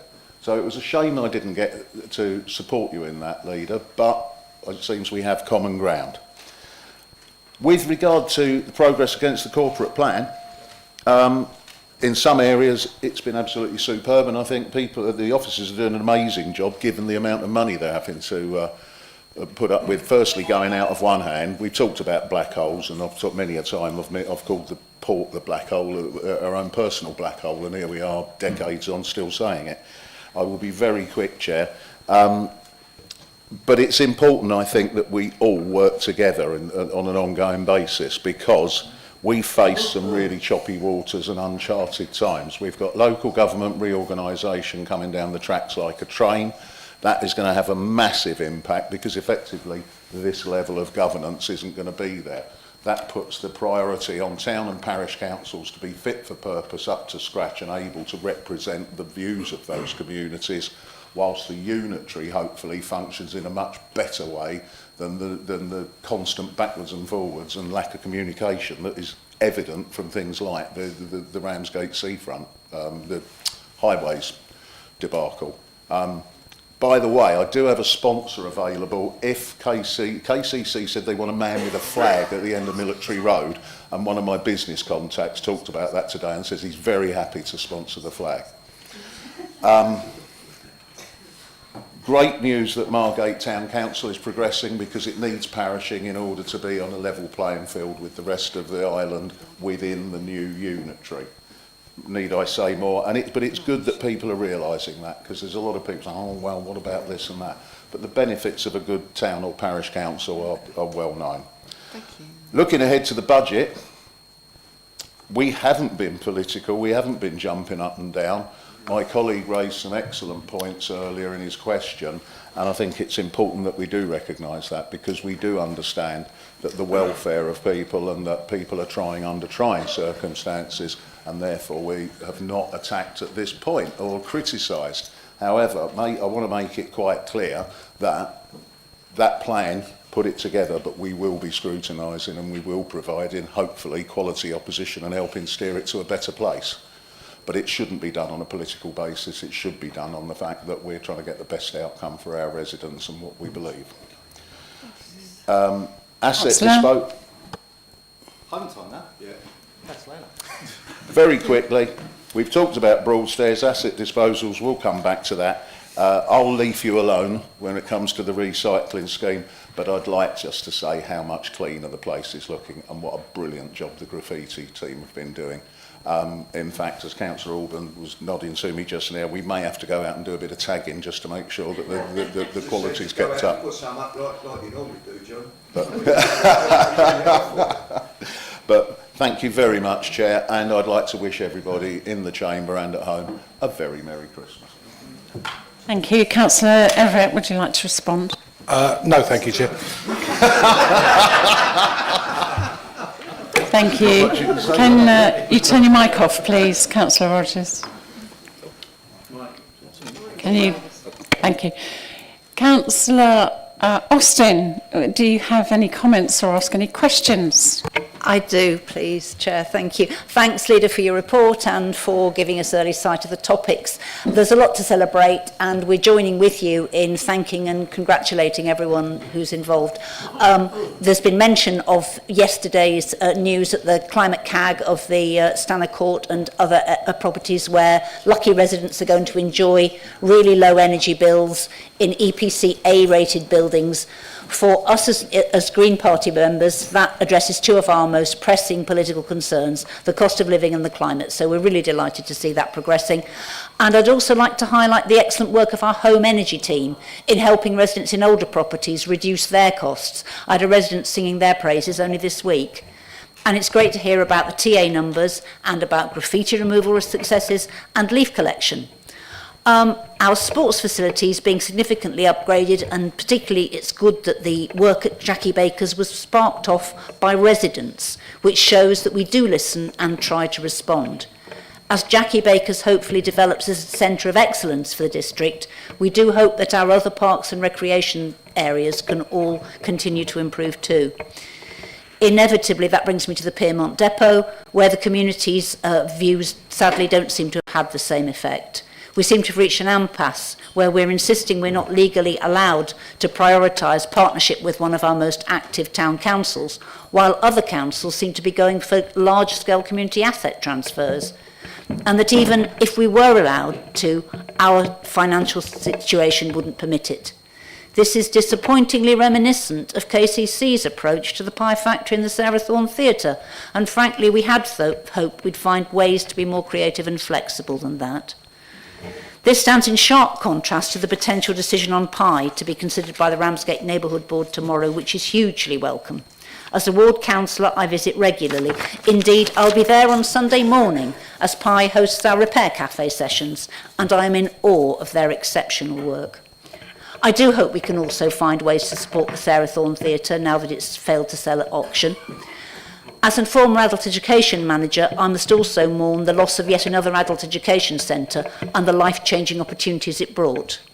Thanet's prosperity and future, as has been highlighted already, depends on making sure our current and future workers can develop work-related skills, but also benefit from further broader learning opportunities. The exciting new Margate Digital Centre is a case in point. It's great to see this partnership project taking off, And I'm pleased to have put Margate Digital colleagues in touch with Kent Police to collaborate on their gaming bus initiative, coming to a street near you very soon. Residents have been eager to contribute ideas to our other regeneration projects, but they really did need to start seeing progress. So steps forward on Newington, the Creative Land Trust, Winter Gardens and Clock House are all very welcome. Clearly there's more to do, and we do wonder, for example, if we might ask the Land Trust if they could consider meeting with the owner at Where Else in Margate to see if there's scope to help this community venue that's really struggling in the post-COVID environment, because Margate High Street just wouldn't be the same without them. And the loss of the Ramsgate Harbour Road project is simply devastating. We must find a way to restore at least part of this long-awaited and popular plan. In this corner of the chamber, we're all for grassroots decision-making, so we're delighted to see the widespread support for a Margate Town Council. I'm really sorry Councillor Pope isn't here, because we wanted particularly to congratulate her, because she was everywhere, in person and on social media, throughout the campaign and made sure that residents responded. Well done to her. Town and parish councils will be increasingly important in the brave new world of more remote unitary authorities. At Ramsgate, we're proud to have followed Broadstairs' lead in appointing private security guards, in our case to patrol the town centre, which we hope will help stop the gap left by the withdrawal of the PSPO that the leader referred to. If all our councils can use their respective resources to complement each other, we can achieve so much together, even in straitened financial times. We look forward to further achievements in 2026. It only remains for me to say a very big thank you to all our officers and councillors for their hard work during the year, and to wish everyone a happy festive season. Thank you. Thank you. Councillor Everett, would you like to respond? Oh, I think I will this time, Chair. Yeah, I welcome the reference to the home energy team, and I'd just like to say that I am, extremely grateful for the opportunity to chair the Climate Change Cabinet Advisory Group. I thought that was a very enjoyable and productive meeting. Not had the opportunity to do that before. We're going to keep talking about this depot at Piermont Park, ex-depot at Piermont Park. I'm afraid that opposition councillors do need to grasp the facts, because I think they are inadvertently perhaps misleading residents about what is possible. We cannot transfer the depot to Broadstairs Town Council. We would not be allowed to do it, the auditor would not permit it, and we have to establish what its value is on the market, and we do that through putting it up for open sale. There's an opportunity for the Green and Conservative coalition that's leading Broadstairs Town Council, which recently strengthened itself by appointing another Conservative. There's an opportunity for them to make a bid along with everybody else, and that will be looked at in a fair and open way. But we cannot, given the position on our other assets, simply ignore assets of value that we could use to invest in the rest of our estate. And I'm afraid with the Sarah Thorne Theatre, and I hope that a solution can be found for that, but the same applies, we can't go around acquiring more buildings. And I'm not sure how that would be run if it was funded through some sort of grant purchase. I'm not saying it can't happen, but this council does not want to own that building. We don't want more things which we're going to have to maintain when we can't afford it already. And finally, thank you very much for your congratulations for the Labour majority Ramsgate Town Council and their new security scheme, which I think is excellent. Thank you. Thank you. Item 10, report of the Chair of the Overview and Scrutiny Panel. Councillor Fellows, I believe it's your floor. Thank you, Chair. I'll keep it brief. We're all thinking about your mince pies. Overview and Scrutiny. You can tell. Calm down. Overview and Scrutiny has continued to meet every month with some quite lengthy agendas, as we saw just this week, with a whole range of varied topics and key decisions up for discussion. I'd like to thank members of the panel for their work throughout the year, and thank you to Emily and Nick from Democratic Services who put it all together. And I'd also like to thank officers who come along every month and give the answers that we ask for. As always, all members are welcome at scrutiny. Everybody has an opportunity to speak on any agenda item. In the new year, we'll welcome Councillor Christian Bright to our January meeting, who will come along and talk to us about how tourism went over the summer from his point of view. And in February, we'll welcome the leader, who will give an insight on his vision for the next year and the remaining time left for TDC. My full report is attached to this evening's agenda, and I'm happy to take any questions. Thank you. Thank you. Do councillors have any overview and scrutiny related comments? No, that's not what I'm talking about. Thank you.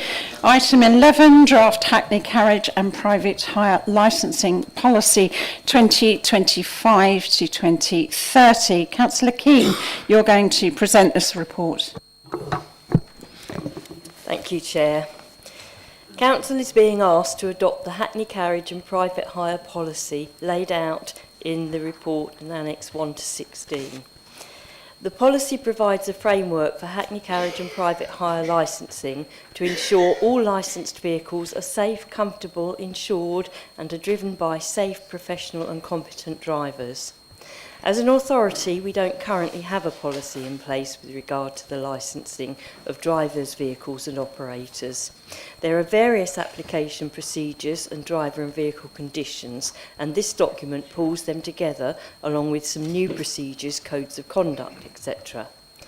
The policy is based on ones from other local authorities in Kent and moves us towards a fairer and more level playing field. Whilst there are currently no national procedures or policies in place, the Transport Committee inquiry launched a call for evidence in October this year, which is the beginning of a formulation for a national approach. A consultation on the proposed policy in Thanet took place between the 19th of June and 8th of August this year and received many responses. Officers considered all the comments received and made a number of changes to the draft policy, which are highlighted in the proposed document. This policy is being considered by the Licensing Board, Overview and Scrutiny Panel and Cabinet prior to coming to Council. I appreciate that the restrictions on vehicle age have caused most concern to the trade, and whilst we have been able to make some changes to this, it is still a necessary thing to implement to ensure that we are providing the best experience we can for residents and visitors, as well as tackling the climate change emergency. The age restrictions in Thanet are more generous than any other district in Kent, and a transition period has been built in. Therefore, I ask Council to adopt the policy. Thank you. Can I have a seconder, please? Councillor Orban, thank you. Do councillors agree? Yep, okay. Yep. Councillor Garner. Yeah, I just wanted to ask a question or make a comment and ask a question.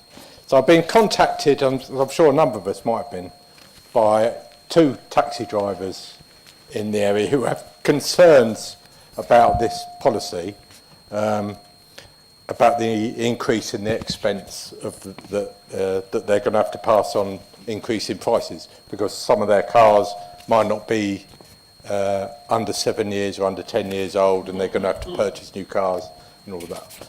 I just wanted to make it, or I wanted the cabinet member to make it clear, because I think it's all very well having these things written in a quite long document, but I think to publicly acknowledge things is a lot better. That the renewal of cars is, if you're an existing cab driver, you have to renew a car that's 10 years old or less, and if you're getting a new licence, it's 7 years. So there is a difference. Existing taxi drivers have to renew that, when they renew their licence, make sure their cars are 10 years or less old, whereas new licences are for 7 years or less. I think that might just ease a few concerns. Thank you. Thank you. I will ask you to come in, but I've just got a couple of more speakers. Councillor Curry. Thank you, Chair. Yeah, I thought I'd just like to read out a brief statement which covers some of the queries that Councillor Garner has asked as Chair of Licensing. Firstly, I'd like to thank our licensing team for all their work putting the Thanet Hackney Carriage and Private Hire Policy together. Following the consultation period for operators and drivers, the policy has been amended in a few key areas to create a very fair and balanced policy, taking into account socio-economic factors with regard to neighbouring areas. There is a 2-year extension for vehicle renewals, which means that all drivers will not need to upgrade their vehicles regardless of age until at least January 2028, when a unitary East Kent authority is proposed. The 10-year rule is across the board, really. Nearly all the areas have the same 10-year rule, but we've put in a 2-year extension to help our drivers. This will, of course, mean that the entire policy will be standardised once the unitary council is in place. The 5-year maximum vehicle age for new drivers has been increased to 7 years. This compares to 5 years in Dover and 4 years in Folkestone. Another key point, which the chap the operator who spoke at the overview and scrutiny panel, what he alluded to, another key point is that a fully wheelchair adapted minibus is not subject to any age limit. This may be of help to that particular operator who spoke at the overview and scrutiny meeting and had some concerns. Overall, I believe this new policy is fair, but also aligns with other areas in Kent as we move towards a unitary council in 2028. I hope members fully support this policy as I do. Thank you. Okay, thank you. Councillor Davis. Thank you, Chair. I just want to back up the point that was raised, or continue the point that was raised by Councillor Garner. I haven't been contacted by 2, I've been contacted by dozens of cab drivers, and I do know quite a lot, and 40 years ago was involved with the industry, so this is why. People are horrified, and and again, I understand, personally, I thought we were going for devolution and localism, so it shouldn't really matter what everyone else is going for, but common standards. But then again, that is the left-wing way, isn't it? Is that we've all got to line up like lemmings and comply with the rest of the county. Rubbish. Let's be an exemplar, because as I've said, and here's the reality, these vehicles are subject to two MOTs a year to ensure, and they're stringent. They used to be more stringent, I don't know now, but their emissions are fine, their conditions fine. They're subject to 2 visuals a year and a condition check. It should make absolutely no difference what the number on the plate says, because you could equally have a 2-year-old car that's been abused and is a pile. Consequently, this is going to cost jobs. 236 drivers fall into this 2-year thing. Now, if you were told that, and you had, for instance, a shop or a pub, and you were told you've got to completely change it, refurbish it, and reinvest to the level that you had to buy it in the next 2 years, how would you react, and how would any of us react? So and there are part-time drivers. There are businesses in Ramsgate who are in retail, small local businesses who do cab runs at the peak times. They do school runs and so on. They're licensed operators or licensed drivers, and they won't be able to function because they only do those. They're the secure drivers for some of the kids on the school runs and that, and they're going to have to pack up, because the only way of making it work would be to go out and work 10, 20 hours and shut their other business down, which would not be helpful. So there are implications in this that are way beyond this sort of we've all got to comply, because it really doesn't matter what Dover or Canterbury do, it's what we do, and we're capable, we're all grown up, big people, and capable of our own decisions. So let's apply a little bit of thought for the worker here. Ironic, isn't it, this side of the chamber, what about the workers, while these people are trying to put them out of work? It's not on, and I think there needs to be a lot more discussion on this, and perhaps a lot more consultation and a rethink. But I've said my piece. Thank you. Thank you. Anybody else before I call Councillor King? Councillor Wing.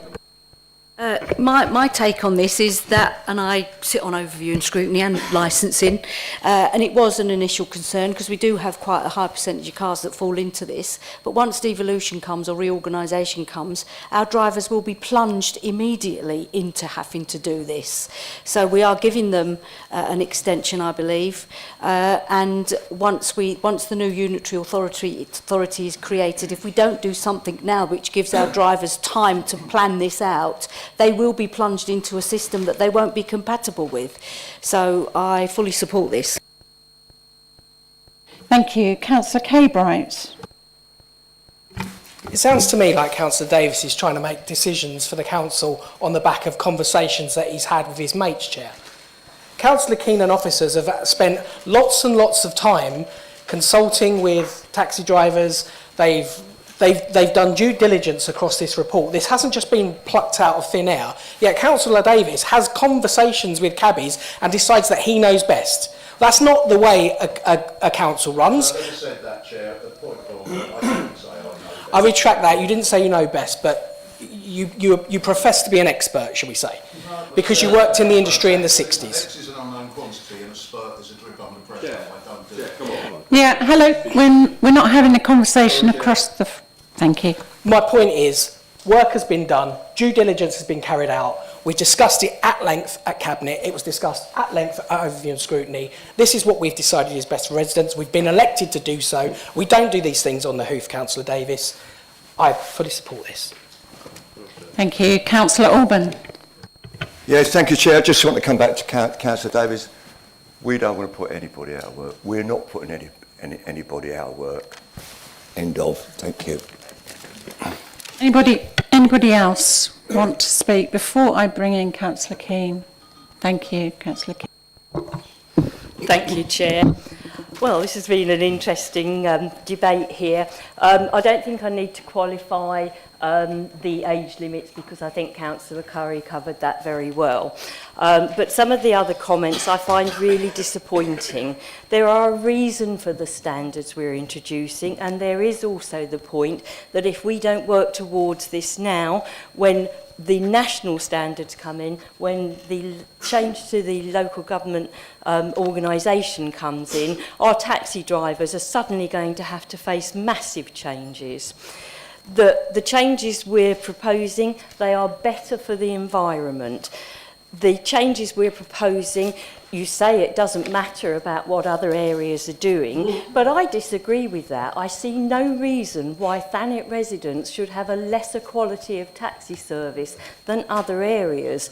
We have already listened to all the comments that people have made, taxi drivers, in response to the consultation, and done a lot of work with them to change the policy as far as we could, including increasing the age of the cars that could be used. But how far do we go when we are already at the outside of other areas across the whole of Kent? This policy is still more generous in cab ages than any other area in Kent, and therefore, as I say, I see no reason to change that. Thank you. Thank you. Okay, we're going to have to vote on this then. So it's the draft Hackney Carriage and Private Hire Licensing Policy 2025 to 2030. If you are in favour, please raise your hand.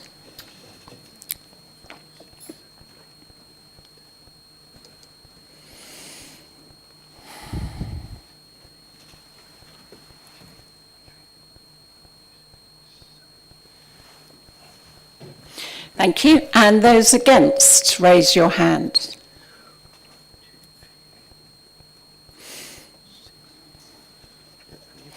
And any abstentions, please?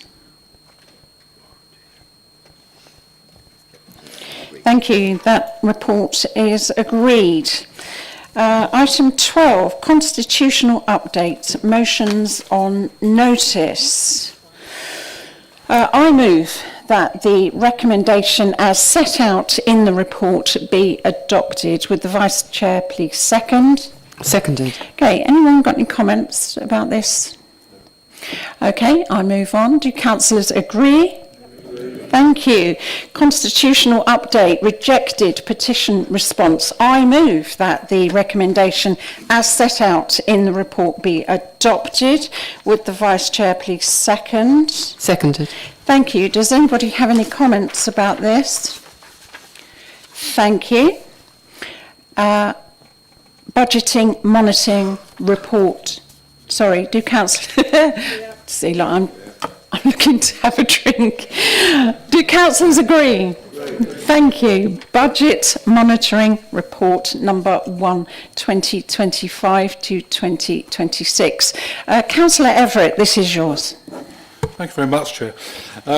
This report presents budget additions and amendments for council approval which have been recommended by Cabinet following the receipt of the 25-26 budget monitoring report for Q1 by Cabinet on the 28th of August 2025, as well as the selective licensing report taken to the same meeting.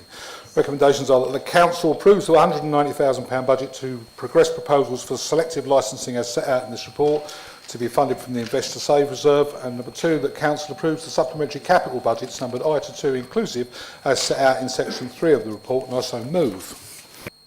Thank you. Can I have a seconder, please? Yeah, Councillor Keane. Thank you very much. We may debate this. Anyone got any comments? Councillor Davis. Thank you, Chair. Very real concern about the selective licensing money. We've already spent £50,000. We've talked about how cash-strapped we are as a council. We're now talking about spending another £190,000 to decide whether we might want to proceed with something. However, it was recently stated in this chamber what an excellent job the enforcement officers on private housing were doing, and what a high percentage they'd achieved in terms of successful enforcement where necessary. Residents make it very clear when they're living in bad conditions, and we also obviously know there's an absolute minority of bad landlords. So this is just a tax on the system. It's a tax on the landlord that's going to go straight on to, and whilst we've had the debate in here about it's only this and it's only that, you know, the pennies pile up. And there's absolutely no gain for this. This is simply a left-wing tax on the businessman that will get passed. And the irony is, it's designed for the poorer wards, which have got the highest number of benefit claimants, so consequently it comes back round and out of the benefit system, which we're saying we've got a burden on. So I don't think we should be spending any more money on pursuing this. It's not going to, we can't bind the incoming council to it. So if we spend another 18 months, 2 years reviewing this and then decide to do it, we'll bring this in just in time for the unitary to decide a totally different thing. So on this one, I'm all for regulation, trust me, because I've seen some horrendous places. But if the enforcement team and the private landlords liaisons are doing such a good job, we could employ 2 more of those for less than we're talking about spending on consultants and chatting about it. And as you know, I'm well known for my view on keep paying for other people's opinions. Let's have our own opinion, stand by it. And on this one, I don't think we should be sending another penny. Thank you. We've got a few speakers on this. Councillor Bright.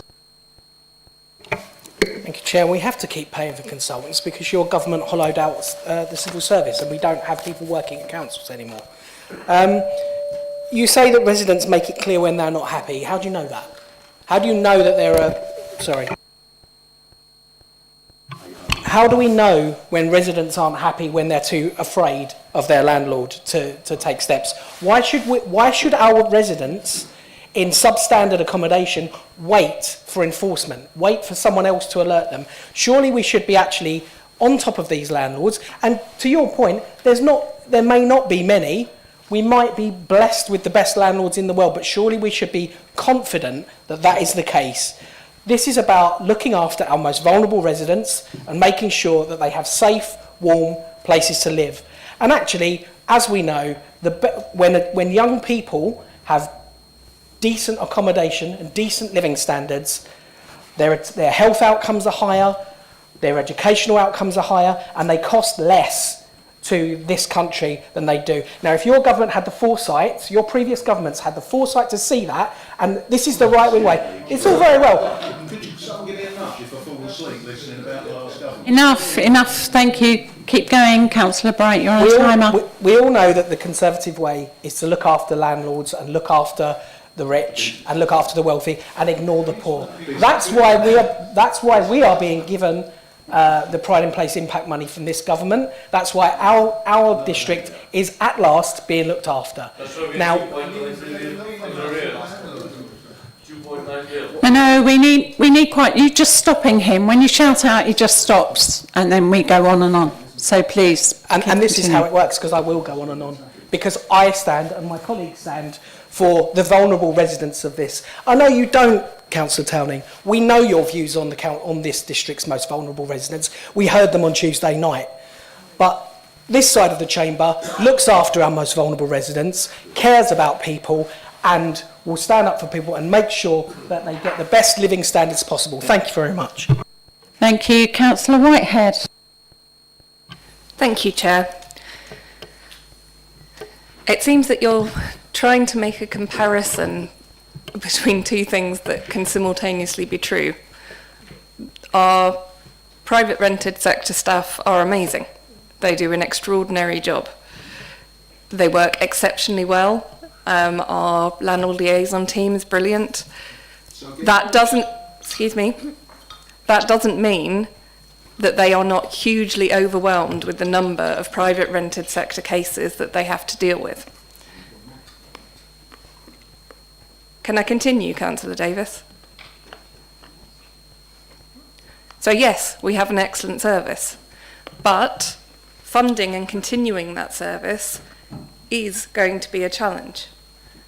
And the new legislation that comes in, although it extends protections, it also extends our duties in terms of what we need to do to look after residents. And to my mind, residents in the private rented sector deserve exactly the same protections that our council tenants deserve. Legislation doesn't quite reflect that yet, but we can do everything we can to make sure that that works. So the selective licensing designation and the point of it isn't getting someone else's opinion, it's ensuring that what we do is legal and watertight in the case of judicial review by landlords who are bluntly upset about £3.08 per week.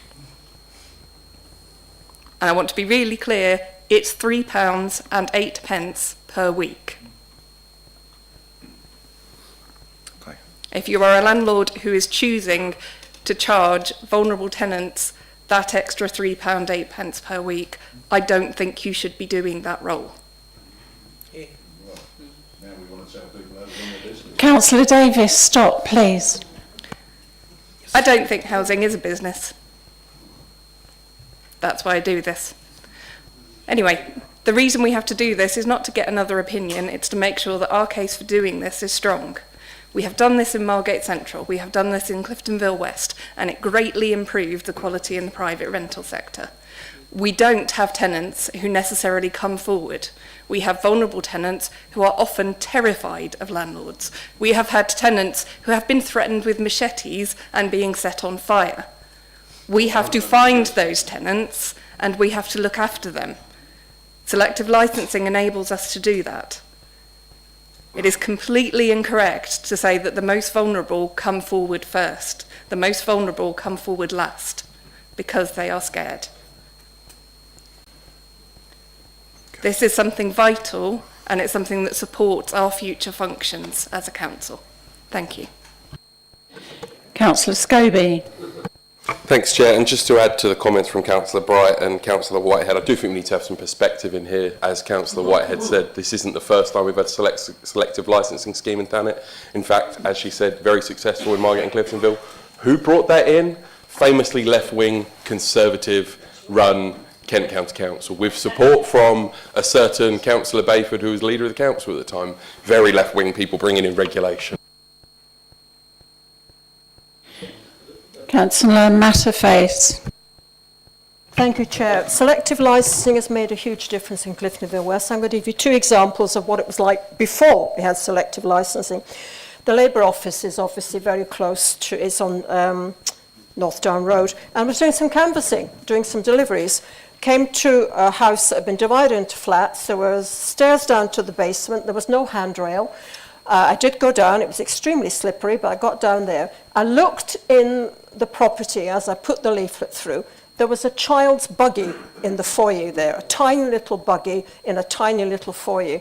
And I thought to myself, there is a family with a young child living in this property. You could see the rising damp on the wall. The windows didn't even fit properly. It was a shocking environment.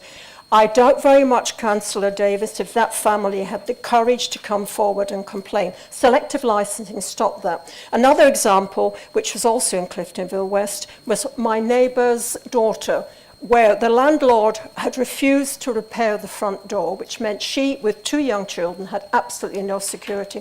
Selective licensing came in. That was immediately stopped. I'm very happy to say that she didn't have to stay there too long because we managed to find her a property in Millmead where she's now in a house owned by Thanet District Council, and she doesn't worry about phoning up if it's a problem.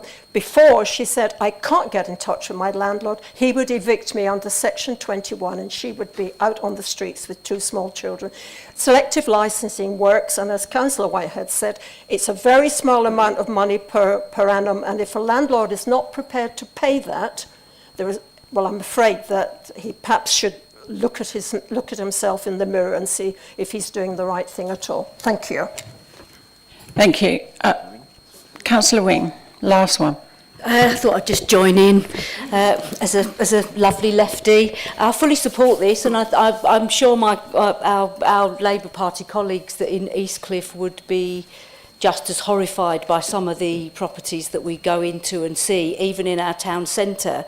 The late great councillor Peter Campbell would have called them modern-day slums, and that's exactly what we've got. I've been in quite a few, and I've often referred both to our empty properties officer, who now has some help, fantastic, but he's brilliant. I've walked around our ward, and I've also often referred to our private landlord officer, who does a great job.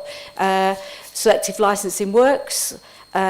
We need to make sure our residents are living in the safest and the best homes they can be in. What we mustn't forget is we also have a significant number of decent private landlords as well that are already doing what is required of them. So we in the Green Group, lovely lefties, we look after people also. We will fully support this. Thank you. Councillor Everett, do you want to sum up?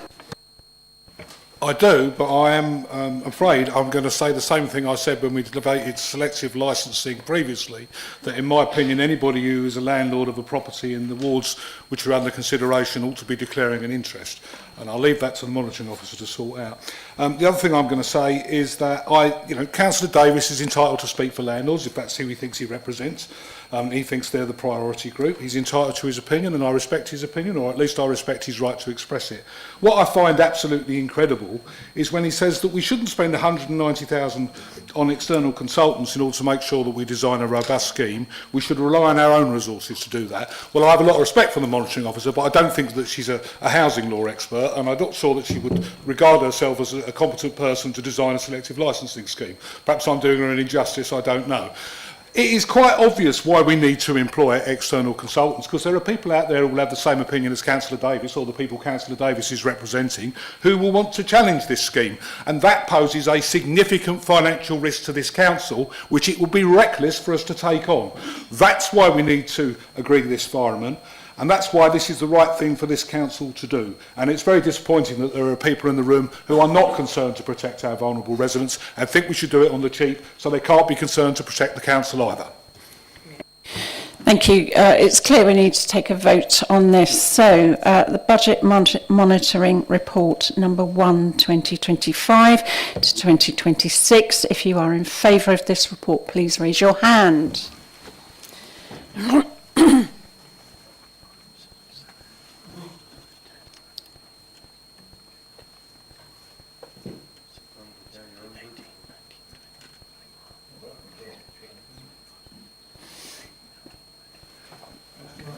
Thank you. If you are against, please raise your hand.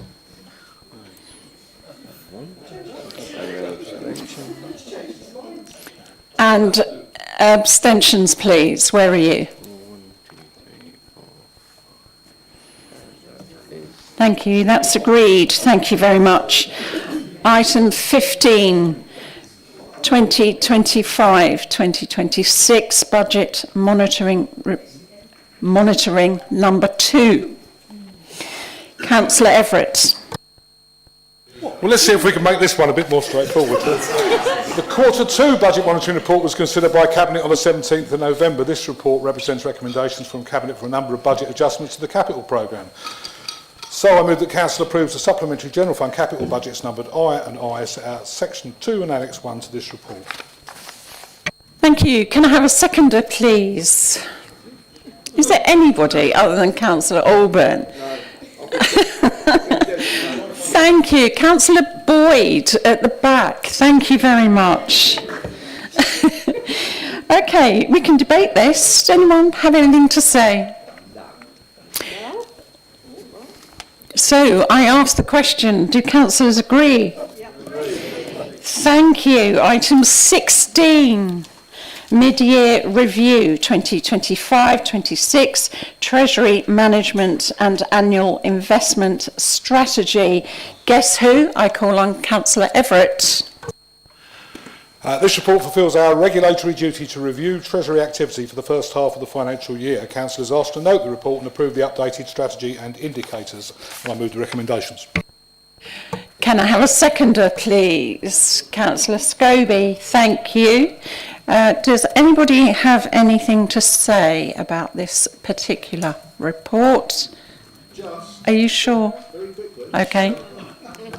I just wanted for the record to say that I think the management team are doing an excellent job with regard to our investments and management strategy. So, and in very trying times. I'm the first to criticise when I have an opinion, but I will also pay credit where it's due. Thank you. Thank you. We will absolutely note that. So, do councillors agree? Thank you. Item 17, report to Council on an urgent decision under Rule 20.3 of the Access to Information Procedure Rules and Rule 15 brackets Q of the OSP Procedure Rules. Councillor Everett. Thank you, Chair. This report notifies the Council of the use of powers to take an urgent decision by the Chief Executive under Rule 20.3 of the Access to Information Procedure Rules and Rule 15Q of the OSP Procedure Rules as set out in the Council's Constitution. I move the Council notes the report. Thank you. Can I have a seconder, please? I'll second that one, Nick. Thank you. Councillor Matterface. Thank you. Do councillors have any comments? Then I ask, do we agree? Thank you. Committees, panels and boards.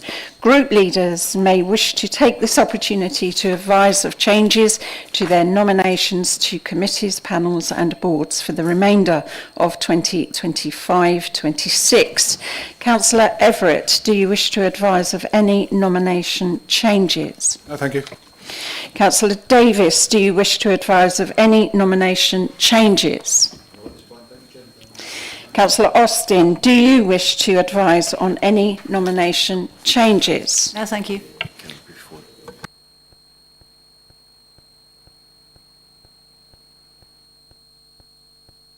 Can councillors note the recommendations set out in the report? Thank you. Item 19, calendar of meetings. I move that the recommendation as set out in the report be adopted. Would the Vice Chair please second? Seconded. Thank you. Anyone have anything to say? And so I ask, do councillors agree? Thank you very much. Councillors, please listen carefully. Now, you may have got my email inviting you to a Christmas or festive drink and one of my famous mince pies. So, now infamous. Thank you, Councillor Fellows. Please do come down to the business suite on the first floor and at least have a drink and a mince pie with me. Apart from that, safe journey home. Thank you, people at the back, for staying, and we'll see you next year.